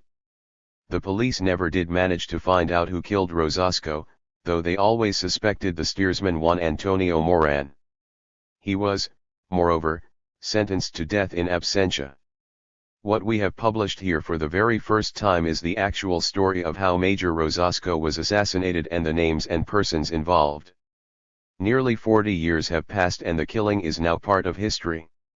The author has had to chase up many lines of inquiry in order to reveal what has until now been a real mystery. Historical truth requires that today we say who bore the responsibility for an act that they looked upon as an act of justice. On May 2, 1931, the police managed to trace one of the anarchists for whom they had long been searching, Silvio Astolfi, a great pal of the late Severino di Giovanni. Astolfi was a tiny Italian with very fair hair, a devil-may-care sort, who took life as it came. But when it came to shooting, he was a fearsome gunman. He had taken part in 100 operations, always with that same indifferent attitude. But on May 2nd, the situation was a lot more serious for this Italian. He had just recently joined the group of Tamayo Gavilan and that very day had helped it rob the wages delivery from Villalonga at the junction of Balcarce and Belgrano streets. The number of shots fired had characterized that raid, like all of Tamayo's raids. Once they had the money in their grasp, the anarchists fled down Balcarce Street. Silvio Astolfi was behind the wheel, he loved high-speed driving. At the junction of Mexico and Balcarce streets, a policeman, alerted by the sound of gunfire, opened fire at the raider's car and managed to inflict a fatal wound upon 18-year-old Mornan, who was on his first robbery and was sitting in the back seat. Silvio Astolfi was also struck in the head, but he didn't let go of the steering wheel, despite the blood pouring over his forehead and down his face. They fled as far as the intersection of Villafani and Rui Diaz de Guzman streets, where they came to a halt, having run out of gas. They all got out of the car. Astolfi was unsteady on his feet, his clothing was saturated with blood. The Chilean, Tamayo Gavilan, made to accompany him but Astolfi told him, "Save yourself. My goose is cooked." He sat down on a doorstep, then stood up again and made his way down Villafani Street as far as Azara Street. It was then that a policeman named Maximo Gomez found him. Astolfi stuck out his tongue at him and started to run with all the strength he could muster. A hellish chase began. Astolfi darted down Villafani Street as far as Diamante Street, then on to Rui Diaz Street. Despite all the shots fired by the policeman, Astolfi fired only one, in an effort to make his ammunition last. Slipping down Rui Diaz Street, he arrived at Martin Garcia Street where he spotted a passing tram. He leapt onto the forward platform and thus arrived at the intersection of Caseros and Bolivar Streets, where he jumped into a taxi. He threatened the driver and forced him to drive down Caseros Street to Tacuary Street. From there, he cut down Martin Garcia Street and got out at number 669, where there was a foundry. Even as he was getting out he saw Officer Gomez hot on his heels. Astolfi ducked behind the jamb of a metal portal and rested his gun on his left arm to take aim at the policeman, who spun around and was hit in the buttocks by Astolfi's bullet. Our exhausted anarchist then seized his chance to wipe away the blood that was blinding him before carrying on his long journey. This time he went down Martin Garcia Street and reached España Street in the middle of the crowded Barracas district. The inhabitants were startled to see this devilish lad race past. At the end of España Street, he turned into Uspallata Street. The bloodiest chapter of this marathon began where Uspallata meets Montes de Oca Street. In Uspallata Street, Sergeants Fernandez and Montes, and Officer Martinez cut off Astolfi and fired a hail of shots at him. Astolfi ran back up Montes de Oca Street, making for Ituzaingó Street, zigzagging because he was almost out of ammunition. Panting for breath, he was limping along but spotted another taxi approaching. He stopped it and threatened this driver too. He tried to shake off his three pursuers but they too got into a car and followed him, sparking off a further fusillade during which at least 30 shots were fired, one of which hit the taxi's rear tire. Astolfi got out in Pablo Jorello Lane, but there another policeman awaited him and tried to stop him by firing over his head. Astolfi stopped for a moment and took aim. The policeman was hit in the head and killed instantly. Astolfi realized that the lane was a dead end and that he had to find a way out right away. Now there were 4 people chasing him, including police officer Tranquilo Perna, who fired over his head. Astolfi played his last card. As he fired the last bullets, he capitalized on the confusion to reach the middle of the street. A cab pulled up and the driver said, "Get in quickly, Comrade Astolfi." This was a member of the drivers' union, who, as luck would have it, just happened to be passing. They raced away at top speed, and though chased by a police car from the 16th precinct, managed to disappear. Astolfi was driven to the home of Benedicta Setcase de Montana, then on to that of Nicola Recchi, who in turn smuggled him into Gino Gatti's hideout. Gatti drove him out to La Plata where Dr. de Lachaz, a friend to anarchists, tended to his very grave injuries. Within a few months, he was restored to health. After that odyssey around Buenos Aires, he was driven to Montevideo and then went on to Barcelona, where he joined up with Durruti. In spite of the repression and their casualties, the anarchist expropriator movement was still showing signs of strength in 1932 and 1933, mainly in La Plata, in Avellaneda, and in the capital, Buenos Aires. In La Plata, they could count on the constant and unstinting assistance of Antonio Papalio, whose home was always open to fugitives. Armed raids and attempts to break people out of prison were carried on at the same pace. One of the prisoners, Eliseo Rodriguez, pulled off a particularly daring escape from a cell in the basement of La Plata police headquarters itself. Pedro Espelacin escaped from the hospital where he was being held under guard.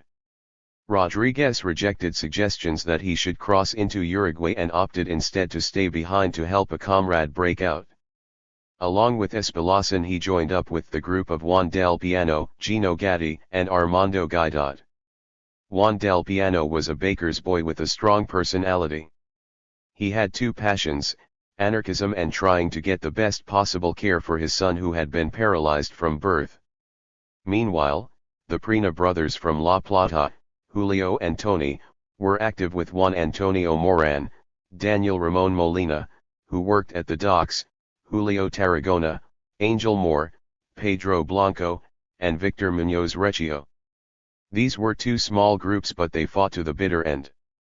At the end of 1932, at the instigation of Rafael Lavarello and with help from Moran, Prina, Molina, and Gatti, a new tunnel was dug. This time it started from an apartment near the jail, and it was designed to secure the release of Emilio Uriandu and other anarchists. It was even better thought out than the Punta Carretas tunnel. It was 58 meters long and went right up to the prison laundry. But after they had dug the first 23 meters, they had to call it off because the police were closely watching all of the men involved. And besides that, they were starting to run out of money. Then came a series of blows dealt by the unrelenting Inspector Bazin. On January 19, 1933, Tarragona and Molina were killed after they shot 2 police officers in the Aldo Bonza district.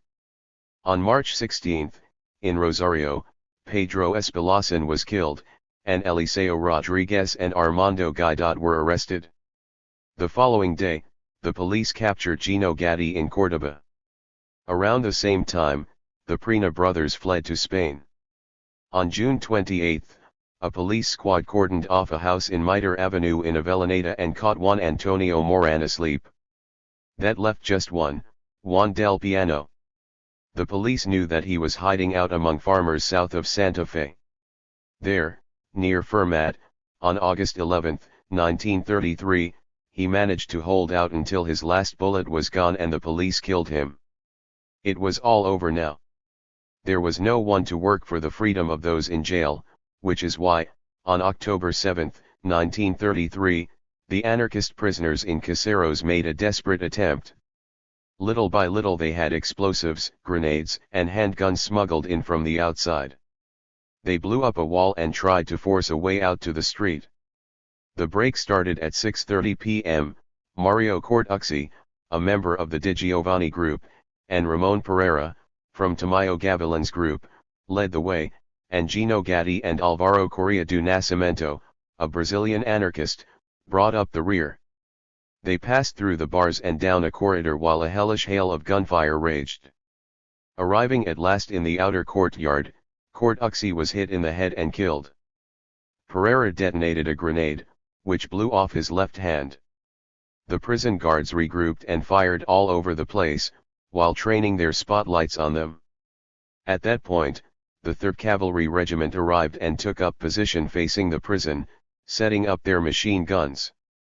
The anarchists could not advance and they retreated to their block until the gunfire stopped. Their escape attempt had failed. The guards had lost 3 men, 1 anarchist had died, and another was seriously injured.